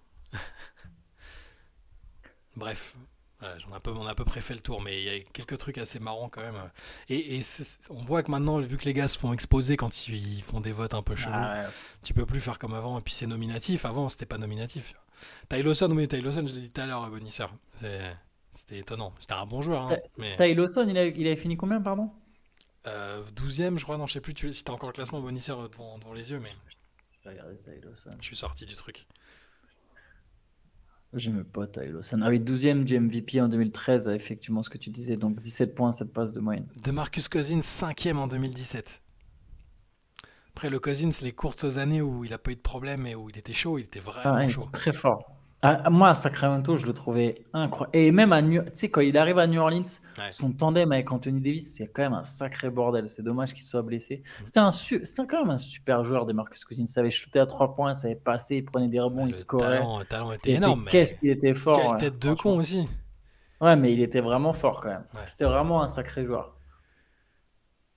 Et puis quand il avait signé aux Warriors, là, après ça, Ouais. c'était dit, oh, c'est dingue, c'est énorme, ils vont tout casser. Et puis bon, c'était. Ouais, après, il revenait de blessure quand même, quoi. Il y avait un peu. Lui, pour le coup, le caractère, ça a été un coach killer aussi. Alors, les Kings n'ont J'avais pas mis pas que des génies avec lui, mais. Putain, en 2019 aux Warriors, il tourne quand même à 16 points, 8 rebonds de moyenne. J'avais jamais percuté, quoi. En 25 minutes, j'ai jamais Et tilté qu'il avait ces il a joué, moyennes-là, quoi. il a joué combien de matchs? 30 matchs. 30 matchs. Il a quand même. Il a pas de chance, parce qu'au final, il arrive dans les Warriors où il prend pas son titre parce que les mecs se blessent, quoi. Pas de bol pour des marques. PJ Brown, ça choque, hein, dans le chat. Mais oui, et c'est tout à fait le jeu. Je suis allé revérifier, mais c'est le fils de Kalani Brown, qui est une joueuse WNBA qui est à Phoenix, non? Je sais plus. Attends, je dis pas de bêtises. Phoenix cette année, ouais. C'est le fils ou c'est le père, du coup? C'est le père. C'est le père, pardon. Ouais, fils, Ouais. ça aurait été compliqué. Mais c'est le père de Kalani Brown, ouais. Il était plus fort que 4. Moi, je suis d'accord. Cousins, c'était plus fort que 4. Non, il n'a pas de bague aux Lakers. Il n'a pas joué au final avec les Lakers. Moi, je trouve qu'il était plus fort que 4. Il était quand même. plus dur, quoi. Plus fort. Dans 4, ses plus belles forcément, il années. est violent quand même, hein. Je suis pas fan du tout, tu le sais, mais. T'as vu le. Ouais, t'as peut-être raison. T'as peut-être raison. Ils ont Peut-être fait que de 4, c'est plus fort offensivement. Ils ont fait de la slow motion sur 4 après sa passe, là, tu l'as vu ça? Oui, Ça je m'a l'ai, tué bien de sûr. rire. Le côté un peu sassy, là, où il fait genre. Il fait une passe un peu appuyée, il fait genre. Comme ça. Il est fatigué. Ouais, bah, Cousins, c'était bien meilleur passe, défense, tir, poste. T'es un meilleur défenseur, c'est pas très compliqué. Par contre, juste le bagage offensif de 4, il est quand même chaud. Cousins, il était très très bon, mais un poil plus intérieur à l'ancienne que 4 adore s'écarter. Je suis pas sûr qu'il ait eu sa bague. Je vois que vous disiez qu'il a eu la bague. Je suis pas sûr. Il joue pas un match avec les Lakers, hein. Je suis pas sûr qu'il soit éligible. Alors ils lui ont peut-être donné pour le style. Boogie. Est-ce que Boogie Mais a eu sa bague? parce qu'il a vraiment pas joué du tout de l'année en fait. Presque, il peut avoir accepté la bague aussi, hein. Il y a des mecs qui sont comme ça, mais je vais vous dire tout de suite, est-ce qu'il est considéré comme champion NBA? Il n'est pas considéré comme Ouais, il n'est pas champion considéré NBA. comme champion NBA, ouais. Champion de Taïwan, par contre. Avec les Taiwan Beer Leopards. Ah, c'était un meilleur passeur, c'était un meilleur rebondeur, il était plus physique, il était plus dur. Il shootait pas si mal, mais c'est vrai que 4, c'est un sacré bordel offensif. Donc DeMarcus Cousins reste comme le mec qui s'est fait trader pendant un All-Star Game. Faut rappeler, Oui. ça n'arrivera plus jamais, mais c'était fou la scène. Il y a un mec qui vient, hop, qui lui chuchote, mec, t'es tradé. Et là, c'était fou. Donc en gros, pour Tyreek Evans, Langston Galloway en 2017, et ils ont rien fait des tours de draft qu'ils ont pris à. Wow. En gros, les Kings, ils ont eu Tyreek Evans qui revenait. Langston Galloway, Buddy Hield et un premier tour qu'ils ont utilisé pour Zach Collins. C'est pas fou, hein. Voilà. Après, Zach Collins, ils l'ont transféré aux Blazers, donc j'imagine qu'ils aient récupéré autre chose en échange. Tyreek, quel Ouais. gâchis. Ouais, bon, ouais, après, Ouais. les ravages de la drogue. Si j'aime qu'il transfère Cousins, je le transfère aussi une fois qu'il est très loin de moi. Ah bah ouais, non mais c'était un fou. Je l'ai raconté 50 000 fois ça, mais j'ai vu le beatwriter des Kings se caguer dessus après un match à New York dans le vestiaire. Il lui faisait des signes genre je peux te parler et tout, et l'autre il lui faisait non comme ça. Il le regardait, t'as l'impression qu'il allait le buter. Tout le monde avait peur de Cousins, c'était fou. Mais il dégageait pas quelque chose de très sympathique, on va dire. Non, il a pas l'air. Ouais, je suis d'accord.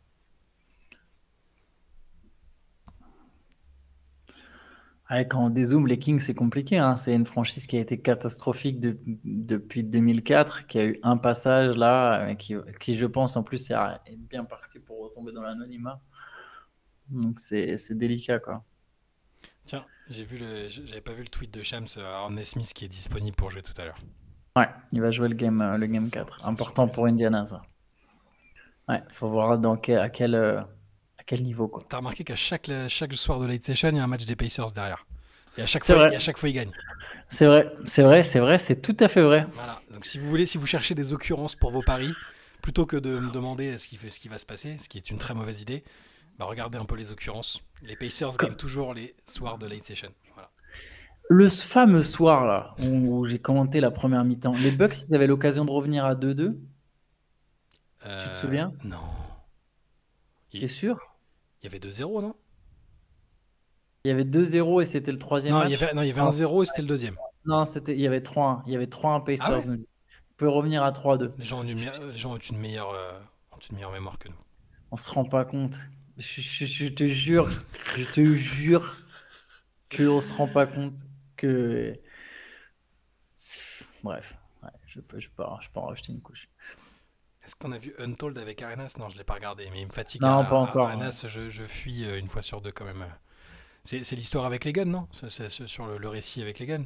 J'ai envie de regarder, moi, ça m'intrigue. J'avais fait tout un article sur Tavares Crittenton. Ça se regarde en intersaison, ça. Ouais, t'as raison.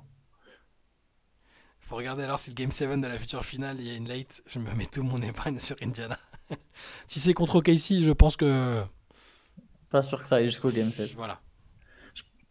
Ils ont vraiment intérêt à gagner ce soir, les Pacers, cela dit.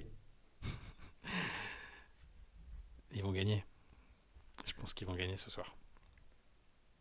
J'aimerais bien qu'ils gagnent. J'aimerais bien que les Pacers aillent en finale, pour être honnête. C'est pas de la hate contre les Knicks, un petit peu. Mais je trouve que les Pacers ont mérité quand même d'aller jusqu'en finale. Perds pas ton temps, il n'y a rien de nouveau, sauf que Ah, Crittenton il est sorti de prison. Vraiment? Quand même. Il a pas pris genre 20 ans. Marc, ça fait peut-être 20 ans là. Oui, ouais, ça doit faire 20 ans. Non, il a dû sortir pour moins que ça, là. Ça doit faire 15 piges, peut-être, je sais pas. Parce qu'il a fait partie des. Ils ont shooté sur une nana, quoi. 10 de remise, ouais. Ouais, Bonne 10 de conduite. remise. Je pense que tout le monde est bien parti pour se faire désosser en finale. Bah, c'est ce que j'ai un peu, je sais pas si t'as vu, j'ai un peu titré le live comme ça. J'ai mis Ok, OKC déjà champion. Un peu provocateur, j'espère ne pas leur porter la poisse, mais j'ai du mal à croire qu'à une autre issue, là. À l'heure où on se parle, avec les équipes encore engagées, j'avais déjà dit que je pensais que le vainqueur de l'Ouest gagnerait. Et je suis très très content et j'aime beaucoup ce que fait Indiana. Vous savez à quel point à chaque fois il y avait la blague récurrente Pacers in 5 que j'envoyais à Théo et Antoine. Mais je pense Ils avaient bel et bien gagné en 5 manches, ces enculés. Pardon. Absolument. Ils m'avaient écouté. Là, ça va peut-être refaire Pacers in 5. Hein. Pacers in 5 nous dit. Peut-être pas en finale par contre les gars. Si les Pacers sont champions NBA en affrontant OKC, qui a pas une blessure majeure du côté d'OKC, c'est un upset gigantesque. Je trouverais ça absolument incroyable. Ce serait le titre le plus fou de tous les temps. Encore plus fou que n'importe quel titre qu'il y a eu dans l'histoire de la NBA, mais vraiment le plus fou de tous les temps. Totalement. Je voulais dire un truc sur le Thunder. Ouais, c'est un peu comme quand les Nuggets ont passé les Suns au deuxième tour des playoffs 2023. Ouais. Je savais déjà on savait déjà qui était champion, quoi. Tu vois, c'est là, bon, bah, ok. Il y a le reste, mais bon, on sait où ça va aller, quoi. Pas masse de suspense. Je sais même plus qui joue en finale. Pour te dire, je ne sais même plus qui les Nuggets jouent en finale de conférence. Les Lakers. Ils jouent les Lakers. Ouais, c'est Ils les leur mettent Lakers. 4-0. Ouais. C'est l'équipe, c'est leur bête noire. Ouais. Il y a un monde où les Knicks préfèrent perdre en 7 que prendre un 4-0 en finale. Je pense pas qu'ils prendraient un 4-0 parce que c'est une équipe de. Pareil, Ouais, non. Et puis le Thunder n'est pas du genre à mettre des 4-0 contre des équipes aussi Et le fortes. Il Thunder, reste toujours un match. s'ils prennent 20-25 points de retard, ils envoient l'équipe B et puis ils se disent au prochain on va faire la diff. De toute façon, on est en meilleure santé, on est plus jeune, on est plus fort. Moi, c'est vraiment l'impression que j'ai eue après le match là contre Minnesota. Quelqu'un qui rappelle que si OKC finit champion, c'est une dinguerie. Avant cette année, Shai a gagné une série de playoffs dans sa vie. Il y a 2 ans, ils ne font pas les playoffs. Bah, c'est l'arrivée au haut niveau presque la plus rapide après avoir. Ils ont fait quand même 2 saisons parmi les plus moches en termes de tanking où vraiment il y avait des équipes sur le terrain. C'était incroyable. Et parce qu'il y a une saison où Shai finit pas la saison, et on voyait qu'il était déjà chaud. 17 matchs de suite. Ouais, c'était pas mal. C'est comme si les Wizards, dans 2 ans, ils visaient le titre. Pardon. Mais c'est un peu ça. Mais alors, il faudrait qu'il y ait un mentor qui arrive, comme Chris Paul l'a été pour Shai, et que derrière, ça accélère très très vite, qu'ils aient le deuxième pick comme avec Holmgren. Enfin, il y a plein de choses, et que tout se passe bien. C'est pas simple. 2 saisons de tanking, c'est tout au final, ouais. Mais c'est quand même... pour passer de 2 saisons de tanking à premier à l'Ouest et champion NBA peut-être en si peu de temps, c'est exceptionnel. Warriors 2015, ils jouent quand même 2 campagnes de playoffs d'abord. Hein. Oui, 2013, puis 2014. Il y avait des prémices quand même. On a vu le truc venir. Il y avait les Curry limites. drafté en 2009. Quand c'est Mark Jackson qui coach, il y avait des petites limites, mais on voyait que l'équipe, on se dit c'est un peu la nouvelle équipe sexy et cool à suivre. Je pense qu'il n'y a jamais eu une équipe aussi jeune championne. Ouais, je suis d'accord. Ça m'étonnerait. Hein. J'ai pas les stats sous les yeux, mais je pense qu'effectivement, ça. Je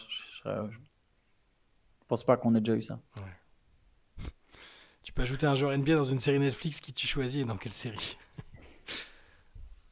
je ne sais même plus quelle série est sur Netflix. Donne-nous une série Netflix, ouais, j'allais dire donne-nous une série Netflix pour voir. Un truc dans Black Mirror, une dystopie. Moi, j'adore Jalen Williams. C'est un joueur que je kiffe. Ouais. J'aime trop ce qu'il dégage. Enfin, non, pas forcément ce qu'il dégage, mais c'est vraiment un joueur complet, quoi. Et il est fort. On dirait un James Harden, mais en cool. C'est genre un James Harden qui monopolise pas la balle. Il est le joueur qui aurait pu devenir James Harden, peut-être. James Harden, il est cool en soi. T'as l'impression qu'il n'y a rien qui l'affecte. Il est détente, que c'est pas grave de perdre. Non, mais je le trouve pas cool comme joueur. Genre, je sais pas, ils m'ont jamais emballé James Harden. Ou Mbanyama dans Stranger Things. J'avoue, il ressemble un peu à... J'ai oublié, vu que ça fait 6 millions d'années qu'on attend une nouvelle saison, j'ai oublié Vecna, le méchant. Oh, Joko, t'es dur. Chet qui a rien envie à Wembanyama, quand même. On est quand même pas sur le même level. Bah, il est vraiment très très bon. Et... Non, mais le Thunder serait encore plus haut si c'était Wembanyama à la place de Chet. Ouais, je pense aussi. Mais par contre, il est vraiment très bon. Ouais, il est très bon. Moi aussi, je le trouve très bon. J'aime bien Chet. Ça a l'air d'être un gars vraiment marrant. Super Size Me avec Zion et Luka. Ah, c'est moche. Oui, Wemby 0 match de playoff. Non, mais évidemment. Mais après, il n'a pas choisi d'être aux Spurs. Et s'il était, c'est ce que dit Antoine, s'il était arrivé, tu le mets à OKC, je pense que c'est pareil. Et Chet aurait fait du très bon travail à San Antonio, mais je ne sais pas s'il les aurait qualifiés pour les playoffs pour autant.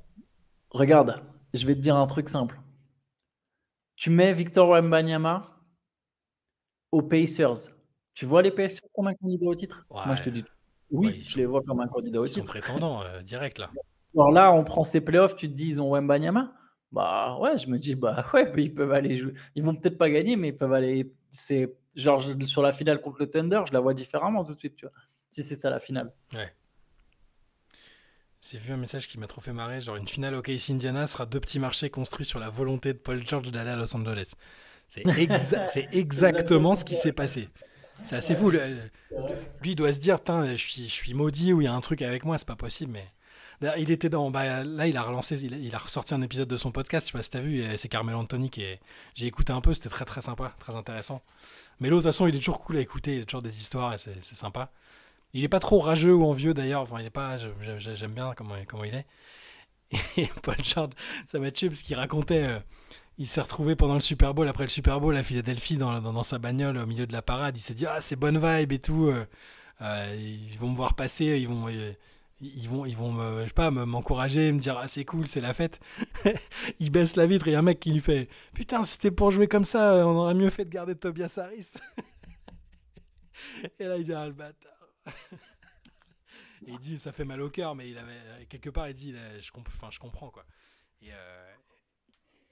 j'imagine le pauvre, quand même. C'est dur. C'est dur, mais c'est juste ça joue. Ça joue. Draymond et Isaiah Stewart dans Prison Break, très bien. Très bien, Rika.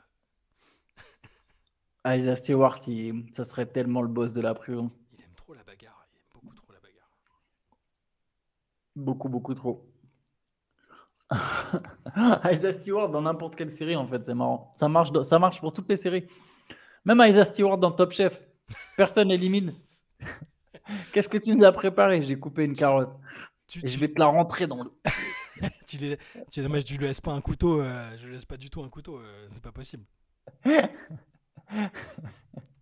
t'ai dit, n'importe quelle série, ça marche. Ah là là. Ah, on dit Shai, ton micro. Ouais, je suis en train d'essayer d'augmenter ça. Entre Stewart et Etchebest, genre juste de la lutte. Même pas une bagarre, juste de la lutte. Ils font de la lutte. Brooklyn Nine-Nine, mais tu mets qui dans Brooklyn Nine-Nine? Il y a déjà eu des joueurs NBA, non? Non, il y a eu Marshawn Lynch comme joueur NFL, mais il n'y a pas eu de... Bref. Ouais, je sais pas s'il a l'air cool. J'adore qu'il y ait un zoom sur Isaiah Stewart, même quand il joue pas, il est sur le banc et tu sens dans ses yeux la détresse, genre, oh, je peux pas y aller, moi, je peux pas aller mettre une patate. Le combat des Jets, très bon. Pas mal. Tu te rappelles, j'avais fait un article où j'essayais d'imaginer le surnom qu'ils devaient trouver à Chet Holmgren, parce que c'était genre The Next Big Thing. Pas mal, t'en avais plein des biens, je me souviens. Je vais les retrouver. Peut-être que Chet Code. Ouais, Chet Code. Ça a peut-être mal vieilli par contre. Hein. Mais je regarde. Jones des Pacers. James Johnson, tu veux dire? Ah oui, bah lui, il cartonne tout le monde. Je pense que même Isaiah Stewart, Mais lui... Attention à ce que tu vas nous dire.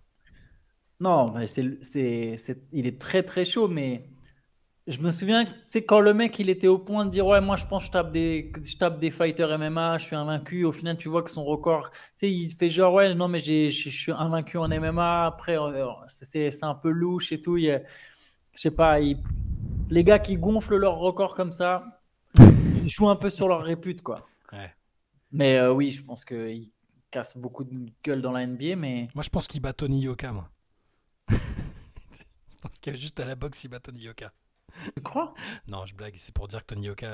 Tony Yoka, il gagne contre des plombiers, ouais, c'est ce que disait Tony Yoka, il a les mêmes disques. Tu sais, il fait face aux mêmes critiques que Bob Cousy, tu vois. Ouais, mais tu joues... J'étais pas prêt pour la comparaison. Là, mais tu te battais contre un Polonais de 170 kilos qui était complètement bourré et cuit-grave dans le sang. J'ai été champion olympique quand même. Mais bon, je pense quand même que Tony Yoka est plus chaud que ce que les gens pensent. Mais bon, James Johnson, il aura le droit d'utiliser les pieds, quoi. J'ai lu un truc sur 4, j'avais un truc très, très, très, très, très, très, très limite. Il est minuit 43, je peux pas me permettre. Bah, c'est à peu près l'heure où tu sombres dans l'obscurité en général. J'avais une émission, je vous donne juste des indices. 4, dans une émission, c'est une émission avec des gens qui se déguisent. Il y a Race dedans. Pour ceux qui ont la... RuPaul's Drag Race. Mais écoute, s'il présente bien, c'est tout à son honneur. Voilà. Oui, j'ai pas dit que c'était, mais 4, il pourrait être dedans. Voilà.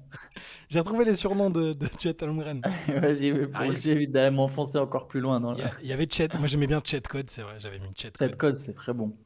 Il y avait The Slimmer Reaper, vu que Kevin Durant ne veut pas du surnom de Slim Reaper, bah lui il est encore plus maigre, donc The Slimmer Reaper, genre la faucheuse. Pas mal. Il y avait Czech Republic pour C'est très bon ça. pour Czech Republic. La Ouais, République pour la tchèque. Tchèque. C'est très très bon, j'aime Voilà. beaucoup. Où c'était genre, voilà, si l'équipe tourne autour de lui un peu, tu vois, mais bon, c'est pas le cas De là. toute façon, on fait que des pseudos de merde maintenant. C'est que des prénoms, Les initiales, ouais. des initiales, c'est nul. Alors que là, c'est trop bien. Chat République, Chat Code. Bon, j'avais mis Machete. J'aime bien Machete aussi. Voilà, Je ouais, pense à Machete. ouais, ça aurait été bien Machete s'il avait été un peu plus latino. Et celui qui était mon préféré, mais ça passe pas, mais Ah oui, Holy Chat. Holy Chet. Ah, c'est incroyable. Ouais. Ici, c'est exceptionnel. Voilà. Petite connotation divine pour le. Je regarde. Chat Your Body. Oh, pas mal. Chet Pas Your mal. Booty, c'est très bien. Je regarde ce qu'il y a sur Basketball Et Reference. j'avais regardé les propositions qu'il y avait sur Reddit. Il y avait Chet Bump, Chet Happens pour le Shit Happens de Forrest Gump. Chetmate, c'est très bien. Chetmate pour le checkmate des échecs. Il a un seul surnom sur Basketball Référence, c'est Cheddar. Je ne sais pas. Je sais pas qui l'a déjà appelé comme ça, mais Cheddar. Voilà. Ouais, c'est peut-être ses parents. Alors il y a le Che dedans, je sais pas. Je sais pas. Il y avait Slim Dog Millionnaire, C'est très bon ça aussi. Ricochet. Coach. Après, c'est juste des jeux de mots. Et Chet Curry. Voilà, pour Chef Curry, mais. Ouais, c'est pas mal. Chet Guevara, Guevara, vous très êtes bon. bon. Hein. Je le vois pas trop en révolutionnaire, par contre. Ça, c'est Voilà. marrant, vous avez la même idée en même temps. Chet Guevara, mais c'est très bon. Hein. C'est très très bon. Voilà, c'est mieux que n'importe quel pseudo qui a été trouvé pour Victor Wembanyama Ah ouais, non, pour, ça, au NBA ces dernières années. Vous remarquerez qu'on continue dans les podcasts et autres à ne toujours pas utiliser Wemby. Toujours pas, Voilà, toujours pas dit. Je crois que toujours pas dit. je crois que je l'ai écrit une fois dans un Je l'ai article. jamais écrit. Mais Je me ouais. refuse catégoriquement. Je crois que c'était contraint et forcé. Mais Ah, Oblomov, on a deux doigts de te je suis ban. déçu. On a je suis des doigts. déçu. Non, mais lui-même l'accepte. Il a choisi son Twitter handle. Il a mis @Wemby. Ouais, il est faible. C'est fait avoir. Pour un mec aussi malin, tu vois, je m'attendais à un truc, je sais pas. Après, est-ce que j'ai vraiment d'autres propositions? J'ai pas beaucoup de propositions, hein, mais on pourrait y réfléchir. On en fait trop, juste un peu. C'est dur quand même. C'est Ouais. dommage. À partir du moment où lui l'accepte, écoute, Je préfère même quand il se fait appeler Vic. Tout simplement. The Chet Engine. Il a quel autre surnom, Victor? The Alien? Ouais, on vous dit. Je sais plus. Not yet given. Les surnoms, il a quoi sur Basket Référence, Wembanyama? Je vais regarder, je vais être déçu. Alors que de Parisian Torpedo pour Anthony Parker. Ça en jette. Alors, il a dit extraterrestrial, Alien, Vic et OMB, évidemment. Voilà, Ok. j'ai dit OMB. Voilà. Juste Alors Alien, c'est bien, tu vois, plutôt que The Alors, Alien. Non, le plus beau pour Tony Parker, c'est pas Parisian Torpedo, et l'autre, c'est Fieri Francophile. Je ne sais pas où ils sont allés le chercher celui-là, mais Ah non. The Fiery Francophile, en plus, ça fait un peu. Francophile, ça ouais, ressemble du un peu à Pedophile, c'est un peu un peu moyen. chelou. Voilà. Sous-marin belge. The Belgian Submarine. Comme ça qu'il faut appeler tout Mani Camara. Ouais, c'est pas mal. Ah là là, enfin bon. Ah, mais tu vois, quand tu penses tu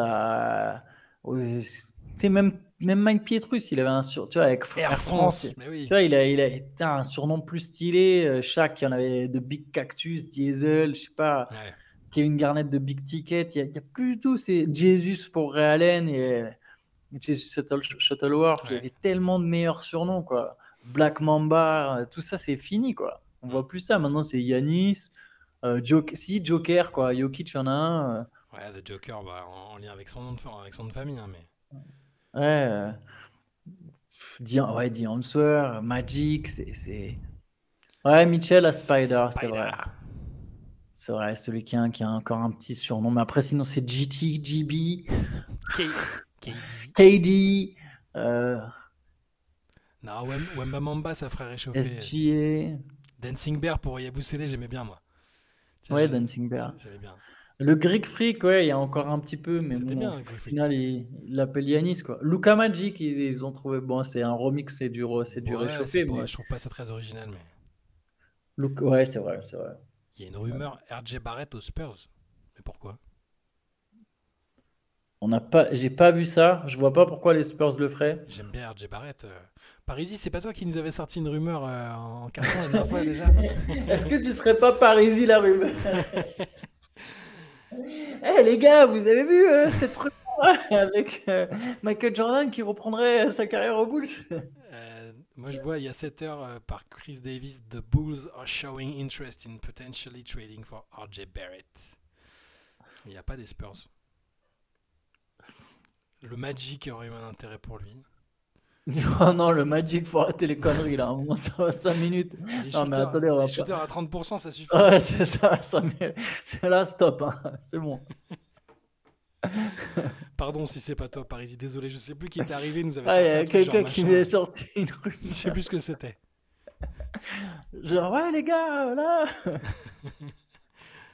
Rumeur avec Foot Mercato à l'époque ou Maxi Foot avec les infos. Non, encore plus beau, les journal buts. Tu Oh te là souviens de là, ça? bien sûr, mais bien sûr, j'en avais collectionné. Et moi, enfin, Pelé à l'OM.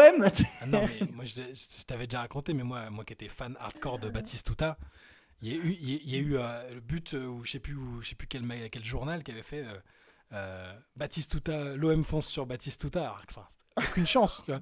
Et moi, j'avais gardé c'était Ouais, dingue.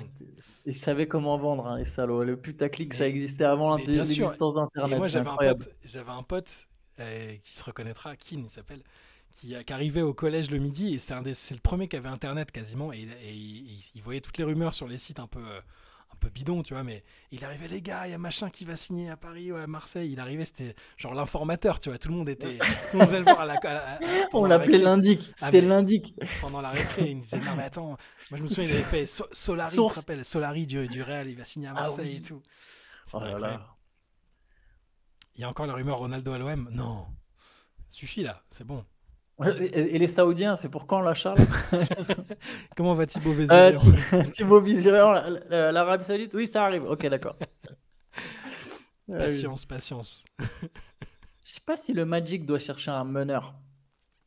Je suis pas convaincu que c'est un meneur le profil le plus important. Je pense qu'ils ont besoin de mecs qui shootent, peu importe le poste. Parce que de toute façon, c'est Franz Wagner et Paolo Banchero qui vont créer du jeu. Ouais.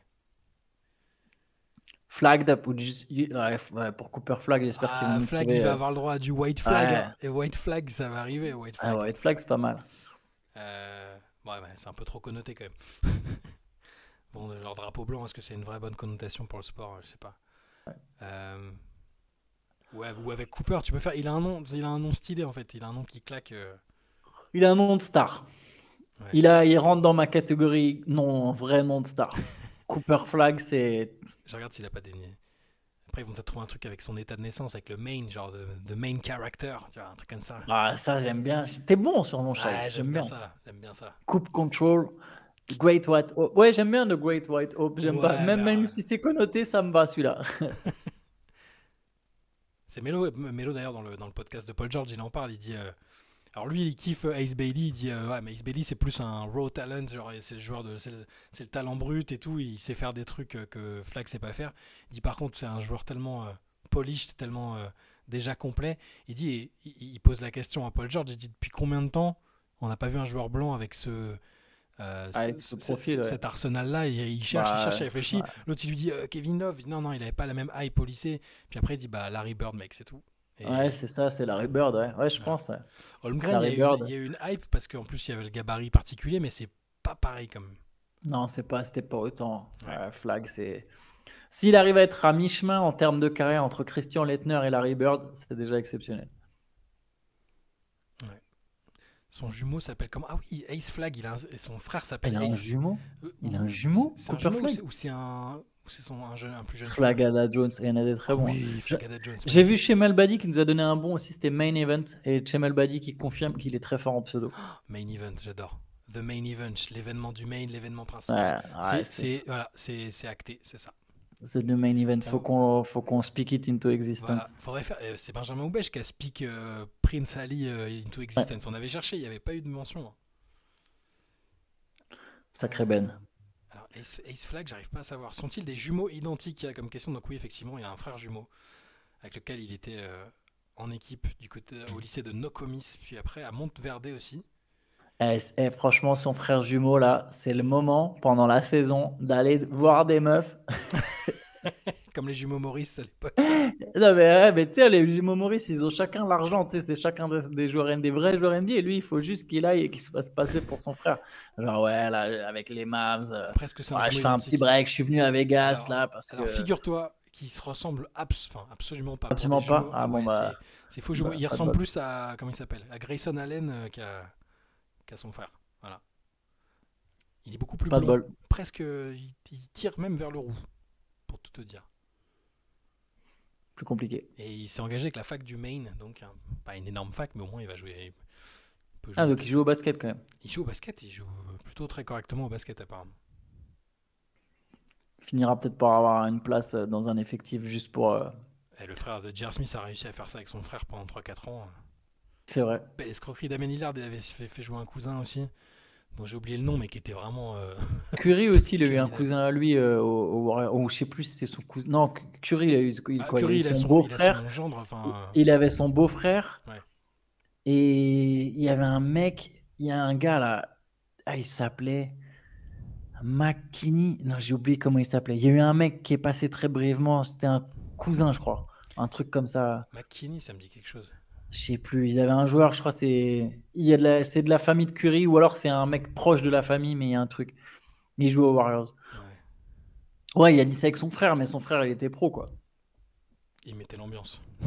Ouais, je veux dire, le frère de Yanis, son frère était déjà pro, quoi. Alfonso McKinney, c'était lui. Je sais plus quel est le lien, ou alors c'est, je sais pas, je crois qu'il y a un lien, je crois qu'il y a un lien avec Stephen Curry. Sinon, il y a le Il- fils, il y a LeBron et son fils. Hein, sinon. Ouais, il y a les Brownies, son fils, ouais, c'est le plus beau cas de piston de toute Voilà. l'histoire. Le frère de Yanis, il est revenu de blessure là. Il a annoncé son retour de blessure, il était blessé. Donc peut-être que ça fera partie des super recrues des Bucks, les gars. Ah, franchement, les Bucks ont intérêt à le signer, quoi. Peut-être leur meilleure chance de garder Yanis. Et il y a un troisième frère, Randall, non. Ah ouais, c'est. Et il y en a un clairement qui est le préféré des parents. Randall Flag. Ouais. Ça fait vraiment nom de Texan avec un ranch et qui t'attend avec un fusil pour pas que tu trépasses sur la pelouse. Pat McCaw? Non, non, je pensais vraiment que c'était Alfonso McKinney, mais je sais plus le lien avec Stephen Curry. Je sais plus si c'est un lien de parenté ou quel est le lien exact. Randall Flagg, c'est le méchant de Stephen King. Ah ouais, j'y étais pas. Non, c'est pas ma Madeleine de Pro, c'est tellement de gâchis en fait les Bucks, je suis frustré par autant, je suis frustré en fait en vrai je m'en fous parce que la franchise je l'aime pas des masses, mais c'est terrible que ce soit autant de gâchis quoi. Moi, une des premières fois où je t'ai parlé, tu m'as dit je déteste les couleurs et les maillots des Bucks, c'est dégueulasse. Je me rappelle. C'est ignoble. C'est pour te dire. Je me suis dit, Ouais. voilà, effectivement, il a des avis forts sur le basket, tu vois. J'ai beaucoup d'avis sur les maillots en plus que sur les joueurs. Oui, Damian Lee, il est de la famille de Stephen Ah, Curry, il sort avec sa sœur. il est marié même avec sa sœur. Ouais. Ils sont pleins quand même parce que du coup ils ont plein de connexions parce que Seth Curry il est marié avec la sœur d'Austin Reeves, si je dis pas de bêtises. Non, d'Austin Rivers. Aussi, oui, Avec la Austin fille Reeves, la pardon. fille de Mais, Paul oui, George. mais je De Doc pensais. Rivers. Oui, oui, je pense. C'est à ça que je pensais, pardon. C'était Austin Rivers. Kylie Rivers qui était Kylie avec, Rivers. qui était avec Paul George. Donc en fait, ils peuvent faire des réunions de famille où ils peuvent faire une équipe familiale où il y a Damian Lee, Seth Curry, Stephen Curry et Austin Rivers. Et ils sont tous Pas un mal. peu beaux-frères. Et puis après, c'est Doc qui les coach. Bon, c'est plus compliqué. Aïe, aïe, aïe. On dirait les liens familiaux entre les propriétaires de chaînes et les françaises. Effectivement. Et Doc Rivers est marié avec la fille de Steph Curry. Non, Mhm. c'est pas ça. Ouais, c'est Damian Lee qui est avec la sœur de Stephen Curry, effectivement. Ouais. Damian Lee. Ils viennent de Caroline du Nord, il y a la notion de Nord, effectivement, dedans, bien noté, Castellar. Pour les clichés ont la vie dure. J'avais trouvé A.J. Green très intéressant pendant les playoffs, vrai bon shooter et qui fait des efforts en défense. J'ai trouvé qu'il ne se serait pas trop fait exploiter individuellement. Il mériterait quel contrat selon vous? Il est sous contrat C'était rookie de presque, toute façon, non? c'est presque le deuxième meilleur joueur des Bucks sur les playoffs et c'est très très inquiétant. Absolument. Oui, oui, il est encore sous contrat, il est payé. En plus, il est que à 2 millions. Lui, c'est bien parce que tu as un mec de rotation à 2 millions. Je continue à le dire, hein, il y a une issue très peu probable, je le reconnais, mais possible à Milwaukee. Hein. Il y a une issue, il y a une saison où tu es. Mais il faut changer du monde, quoi. Il faut changer du monde, mais tu peux avoir Kevin Porter qui te coûte que 2 millions. Franchement, il peut rentrer dans ton top 8 de rotation pour les playoffs quand même, Kevin Porter. Ou au moins dans un top 9. Edgy Green à 2 millions. Yanis. Et derrière, il faut que tu trouves 5 joueurs corrects. Et tu as 60 millions pour trouver 5 joueurs corrects. Franchement, est-ce que c'est tant demandé que ça, bordel? Après, c'est vrai que bon, quel free agent on va vouloir, quoi. Puisqu'on est sur le sujet, est-ce qu'on a vraiment besoin de 2 Dakota? J'adore ces réflexions. Je pense qu'il y a plein d'Américains qui se la posent, tu vois. C'est une vraie bonne question. Pareil pour la. Il y a quoi? Il y a 2 Caroline. Il y a... De Caroline. Et c'est tout. Est-ce qu'il y a d'autres États qui ont des trucs comme ça? Non. Hein. Mais je sais que souvent, quand dans les jeux où on devait essayer de trouver les 50 États, surtout après avoir bu un coup, c'est souvent les 2 Dakota, ils passent à la trappe. Shai, tu penses quoi du début des Aces en WNBA? Je suis quand même un peu déçu. Ouais, ça met un petit peu de temps parce qu'il faut intégrer Jewel Lloyd. C'est pas facile d'intégrer une joueuse qui est une des meilleures scoreuses de sa génération, de toute la NBA. Tu perds Kelsey Plum, c'est pas facile. Pas une énorme profondeur dans l'équipe non plus, mais ça va venir. Ça fera top 4, faut pas s'inquiéter. Elle revient quand, Cameron Brinks, au passage? Elle va rejoindre un jour au basket? Probablement, oui, mais bien sûr. Alors d'ailleurs, elle a dit non, elle a pas disparu, elle s'est fait les croisés, les gars. Elle s'est fait les croisés la saison dernière. Là, elle fait des podcasts avec la sœur de Steph Curry, justement, avec Cydel Curry. Elle revient normalement au mois de juillet avec les Sparks. Okay. Je pense que même en commençant la saison en juillet, elle peut finir meilleure contreuse de la ligue. Je vous dis ça comme ça. Mais ouais, elle prend du temps pour elle un peu. Elle se requinque et elle arrive. Elle n'a pas disparu. J'ai vu que Clark était blessé et qu'elle manquerait 2 semaines. Elle est toujours avec Wemby. Elle est fiancée à... Je ne me rappelle plus de son nom, mais qui ressemble à un Ken américain. On dirait une représentation humaine de la poupée Ken. Voilà. Donc elle n'est pas avec Victor Wembanyama. Est-ce qu'il y a des bons surnoms en WNBA? Jewel Lloyd, c'est la Gold Mamba parce que c'était un peu la protégée de Kobe. Il y avait CP3 pour Candace Parker. Pour plaisanter, on disait la vraie CP3. Enfin, celle qui gagne des titres. Il y en a d'autres, forcément. Des diminutifs aussi qui restent, mais... Ça va venir. Ça va venir, les surnoms. Ouais. MJ pour Marine Johannes. Tant qu'on n'a pas braqué Brink. On peut faire beaucoup de... Je suis sûr que pour Angel Reese, on peut trouver un tas de surnoms marrants. Pour Cameron Brink, il y avait Kill Cam. Genre pas mal. La Kill Cam dans les jeux vidéo. Torazi, elle a eu du White Mamba, du Goat, DT. J'ai trop un truc de haine. J'allais dire pour Angel Reese, on peut l'appeler de Stormtrooper. Touche jamais la cible. C'est marrant. Le compte hater central, là, tu sais, qui fait exprès de faire des tweets. Ils ont mis contrôle antidopage pour Angel Reese qui a marqué 11 points la nuit dernière. J'avais vu une stat. C'est moche. Si elle met ses 100 prochains shoots consécutifs, elle n'est pas à 50% de réussite au tir en carrière. À partir de là, j'ai dit, non, là, c'est bon. Mic drop. Ah oui, c'est George Eddy qui avait relayé la rumeur. Non, elle est fiancée. Et je suis pas sûr que Victor il ait du temps pour entre les échecs, les bouquins et le basket. Je sais pas si c'est dans ses plans. Les Lego. Je suis pas sûr que ce soit dans ses plans de se mettre en couple maintenant. Ah, il a le temps. Big Seal pour Sylvia Falls, ouais. Elle a la retraite, Sylvia Falls. Pourquoi DD pour Angel Reese? Je sais pas. Il doit y avoir une raison. On a un potentiel de jeu de mots avec Reese. Ah, pour Drummond. Ah oui, les comparaisons avec Drummond. J'ai du mal à comprendre la hype de Reese, elle me fait penser à la fusion de Campaign et Dylan Brooks. Elle est sans doute un peu plus complète quand même. Mais... C'est une joueuse, pour l'instant, elle n'a pas encore des mains excellentes, on est d'accord. Hein, tout le monde a remarqué qu'elle n'avait pas une finition impeccable. Par contre, c'est une machine à prendre des rebonds. C'est pas du tout une mauvaise passeuse, elle développe un sens de la passe intéressant. Elle a un moteur, quoi. C'est pas la plus grande sur le terrain, mais elle arrache les rebonds, elle est toujours très bien placée. laissez-lui un petit peu de temps. Après, voilà, la hype, c'est parce que c'est une grande gueule, qu'elle a gagné le titre NCAA, que c'est un personnage médiatique aussi. Elle a fait parler de la WNBA, et c'est une très bonne joueuse. Elle est déjà All-Star. C'est pas la joueuse, c'est pas la meilleure joueuse. Sera pas la meilleure joueuse de tous les temps, ni même la meilleure joueuse de sa génération. Mais voilà, faut lui laisser un peu de temps quand même. Il a failli jeter sa casquette de rage. Le pire, moi je suis pas du tout le plus fervent défenseur d'Angel Reese. Hein. C'est même pas.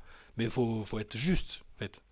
Moi, et je pensais même qu'elle aurait le rôle d'antagoniste en WNBA dès la première saison. Elle l'a pas trop eu, je trouve. Elle était plutôt bien accueillie. Elle a fait des bonnes choses en plus.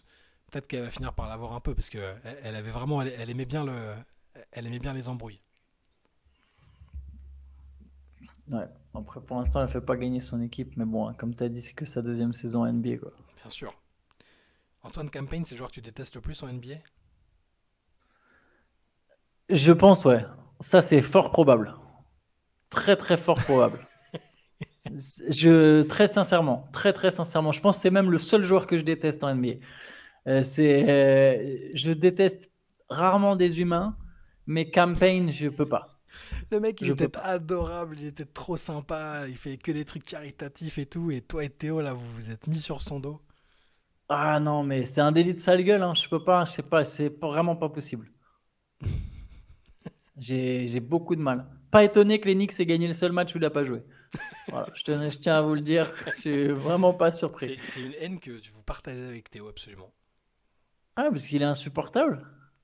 C'est marrant. Là, il y a Dallas, tu sais, ils viennent de commencer, ils sont en train de mener au score. Mhm. Ils vont peut-être gagner leur premier match d'ailleurs, Ouais. les Wings. Sur les 3 premiers paniers des Wings, c'est 3 passes décisives de Paige Bakers. Ah bah ouais, de Voilà. toute façon, elle va en faire, y a Voilà. pas de souci. Mais oui, je vous vois dans le chat, là, vous pensez m'énerver en parlant de Caitlin Non, Clark. on arrête avec sa Je style d'humour. répète, vous pouvez retrouver des tweets d'il y a 4 ans, 5 ans, où je dis c'est quoi cette extraterrestre, elle est incroyable, elle joue dans une petite fac mais elle est aussi forte que les autres, pourquoi on parle pas d'elle comme match. J'ai suivi toutes ces saisons à Iowa, j'étais à fond, j'ai juste demandé de la patience. Est-ce que je préfère Paige Baker si je devais vraiment choisir dans l'absolu sur le plafond que j'imagine pour les deux? Caitlin Clark, elle est en avance, elle était déjà en WNBA l'année dernière, elle a eu du succès, elle est incroyable, c'est une joueuse générationnelle dans son style, elle va révolutionner la WNBA avec sa capacité à shooter n'importe où et tout, mais si je dois choisir, je préfère l'idée que je me fais du maximum de la joueuse que deviendra Paige Bakers. Ça veut pas dire que j'aime pas Caitlin Clark. Après, les Écoute, deux peuvent devenir grandes, hein. Moi, j'aime bien les deux, c'est le backcourt de Team USA. Je pense que les deux vont être toutes les deux des grandes joueuses, genre. Ouais, mais bien évidemment, elles vont finir au Hall of Fame, elles sont dans enfin, en tout cas, Caitlin Clark est très très bien partie. Elle va être dans la discussion du MVP cette année si Indiana continue d'être pas mal. Là, elle est blessée par contre, elle est blessée 15 jours. Mais, Ouais, elle est incroyable. Puis c'est une fille intelligente, elle s'exprime bien. Il n'y a, c'était là. y a rien à ne pas aimer chez Caitlin Clark. Hein. Tu as le droit de la détester. Grave pas.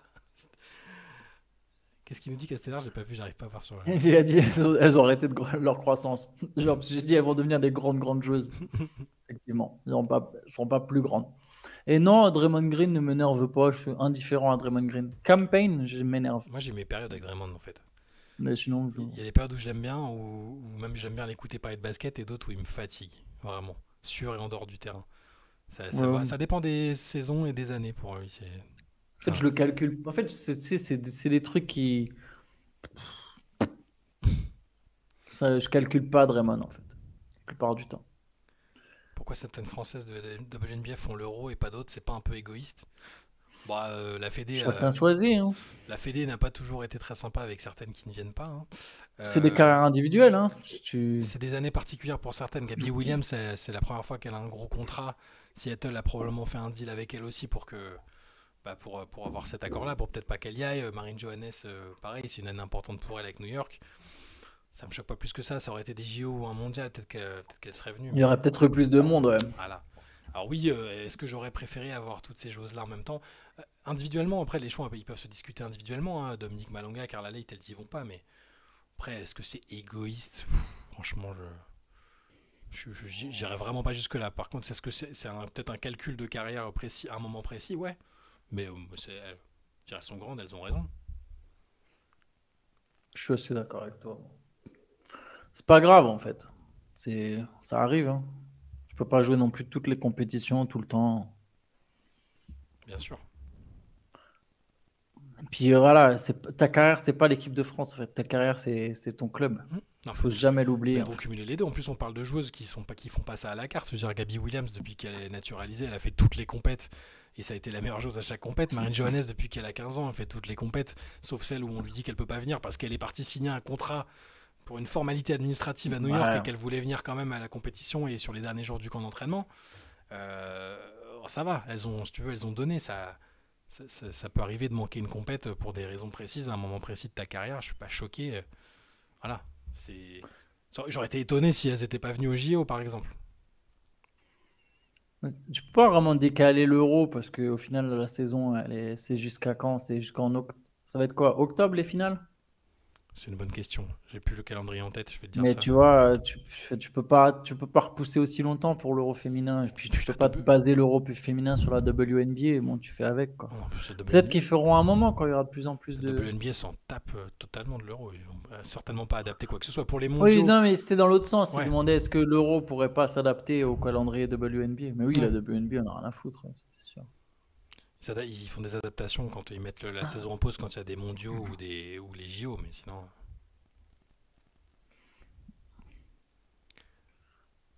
Ouais, la Coupe du Monde, c'est parce qu'ils envoient les Américaines, quoi. Bien sûr. C'est pour ça, hein. Victor va represent. Ouais, je sais pas s'il sera là à l'Euro, je serais quand même très Je surpris. pense pas, moi. Je serais très étonné. Ouais, je serais aussi étonné.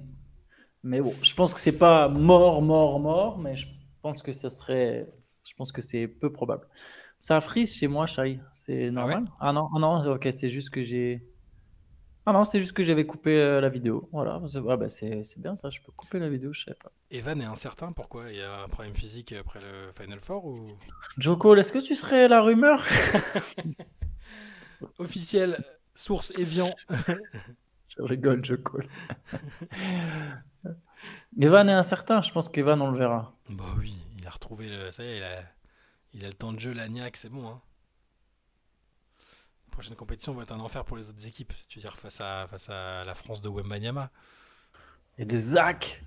Et de mon gars Zach. Reza Shea. Oui, il a dit j'ai pas encore décidé, mais pour moi on sait ce que ça veut dire. Et puis je pense que Ouais. les Spurs ils lui ont aussi gentiment dit mec, on compte beaucoup sur toi, t'es un peu l'avenir de la franchise, le futur, le présent, tout ce que tu veux. Attends, mais Euh, là, non, mais là, il parle de Fournier, pas de Ah pardon. Wembanyama.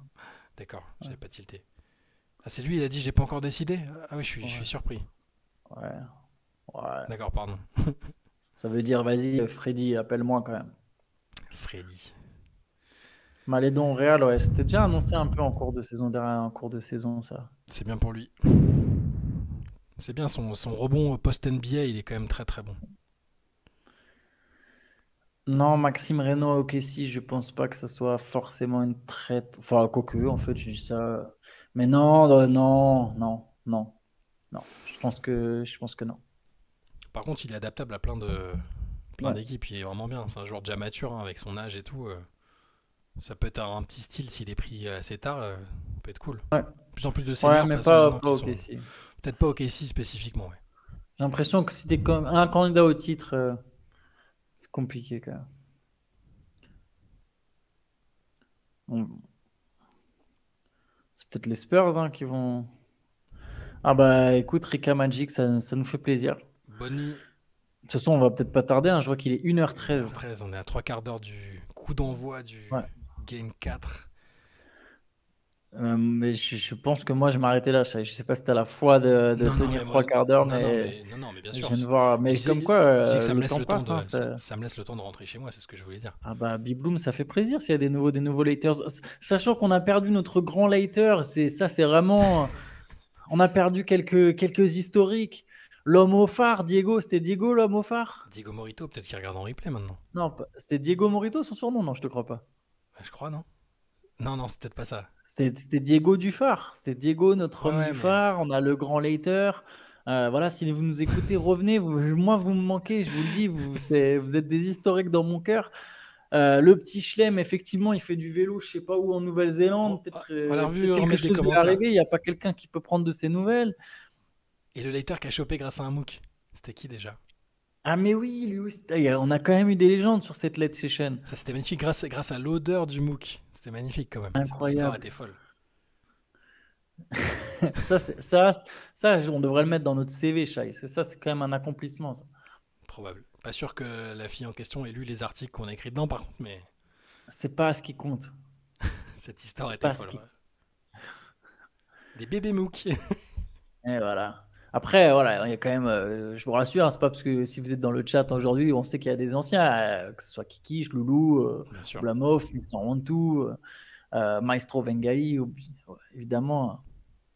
Enfin, il y en a plein, je ne vais pas tous vous citer, Castellar, mais c'est vrai qu'il nous. Voilà, notre grand lecteur, c'est celui qui me manque le plus, moi, personnellement. J'avais la fille avant le MOOC, j'ai pas testé. En parlant de... Oh non, l'histoire de la marée basse, c'était la semaine dernière, ça. C'est quand t'étais pas là, ça, Antoine, je crois. Non, mais ça m'a. Ouais, on a eu un récit d'un. On parlait des surnoms et puis un joueur, quelqu'un dont le coéquipier se faisait appeler marée basse. Et puis quand on a eu l'explication, disons que voilà, c'était pas très. C'était not safe for work. Voilà. Non, ben voilà, je préfère ne pas savoir, comme ça je vais pouvoir aller prendre ma douche et aller me coucher. On aurait aimé ne pas savoir aussi. Donc, ouais, mais ne me dites pas, je ne veux pas savoir. C'est pas scatologique, mais pas loin. Oblomov, ne pose pas les questions qui fâchent. On ne veut pas savoir. Nous ne voulons pas savoir. Alors, laissons-nous en bons termes. Nous sommes 60. Voilà. Un prono. Alors, un promo, ça c'est une promo, ça c'est un prono Loulou, mais un mix des deux, ça marche pas. Donc, on va... Un prono, moi je m'appuie sur des statistiques établies. Les Pacers sont invaincus en playoff les soirs de late session, donc je dis victoire des Pacers. Un petit thriller encore à la fin là. Je sais pas. Magnifique non, prise de risque. j'aime plus les pronos, ça me saoule les pronos, ça me gonfle. C'est une année catastrophique pour moi en termes de pronos. D'habitude, je suis pas trop mauvais, mais c'est cata cette année. Je sais pas, je vais dire comme toi les Pacers parce que. Mais comme par hasard, le jour où je vais dire que c'est les Pacers, ils vont perdre, je le sens trop comme une maison. Mais le cœur, j'ai envie que les Pacers aillent en finale NBA. Voilà, je vous mens pas. J'ai envie d'aller voir les supporters de l'Enix et dire ah tiens, arrêtez de nous casser les couilles maintenant. Notre équipe, elle n'est pas allée en finale. Et voilà. Voilà. Et bien, dans 40 minutes, un peu plus de 40 minutes, vous pouvez regarder ce game 4 qu'on va débriefer demain matin dans le CQFR, évidemment. C'est vrai que ça a tellement mal vieilli, les Pacers qui ne savent pas attaquer. Mais ils jouaient mal contre les Bucks. Hein. Je vous le dis, hein, eux aussi se sont décomplexés. Eux, je sais pas, la victoire, ça leur a mis des trucs de Mohamed Eddine dans la tête. Ne soyez pas complexés. Voilà, c'est comme ça qu'ils. Moi, je pense qu'ils se mettent. Je sais plus qui a dit ça. Je pense que c'est Oblomov-China. Je pense qu'ils se mettent les passages où tu critiques leur attaque. T'as Carlisle qui arrive, qui placarde ta tête sur le truc. You see that motherfucker? Après, t'as Liberton avec sa double voix là qui. Ah là là. Non, mais ouais, un petit 3. En fait, c'est quoi? Maintenant qu'on arrive à ce stade de la compétition, je veux que ça aille vite. Donc, des séries rapides. Laissez-moi partir en vacances. Exactement, tu as tout compris, Shai. Et en plus, Indiana OKC, je pense que ça peut être une finale très déséquilibrée qui va se jouer en 5 matchs, donc ça me va très bien. Donc OKC Indiana en finale, 5 matchs, c'est que 5 nuits où on doit vraiment pas dormir, ça me va tout à fait. Très bien. Calcul professionnel plutôt que Exactement. calcul de passionné de basket. Mais je respecte. Je vous jure que chaque année, arrivé en finale, l'équipe qui gagne le premier match, je vous promets que je suis pour cette équipe tout le reste de la série. C'est toujours comme ça. C'est des nuits blanches de fou malade. Parce que c'est pas des nuits blanches où tu vas te coucher à 10h du matin. C'est des nuits blanches où on enchaîne derrière des journées jusqu'à 14-15h. claqué sa race. Donc, donc, je peux vous dire que chaque année, l'équipe qui gagne le Game 1, je suis pour cette équipe. J'en peux plus de faire des journées de 40 heures là. Ça, je peux plus. Ça, c'est normalement, c'est une semaine de 40 heures. Une journée de 40 heures, c'est pas bon, tu vois.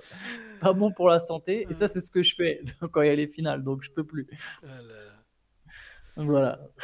Et Donc, à encore, partir de là. et là, on n'est pas en train d'écrire un MOOC en plus, alors ça aurait pu être Oui, pire. mais attends, parle pas trop, Shai. Oui, c'est vrai, Parce pardon. que, parce que parle pas trop, parce que connaissant nos timings, ça m'étonnerait même pas que les prochains articles du MOOC, on les écrive à cette période de l'année. C'est vrai. Donc, fais gaffe, C'est très possible. fais gaffe. Ne parlons pas trop. Non, terrible. Très bien, allez, on va se laisser là-dessus.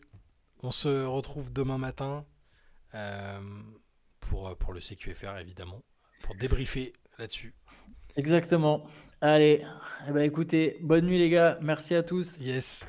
Ciao, ciao. Allez, ciao, ciao.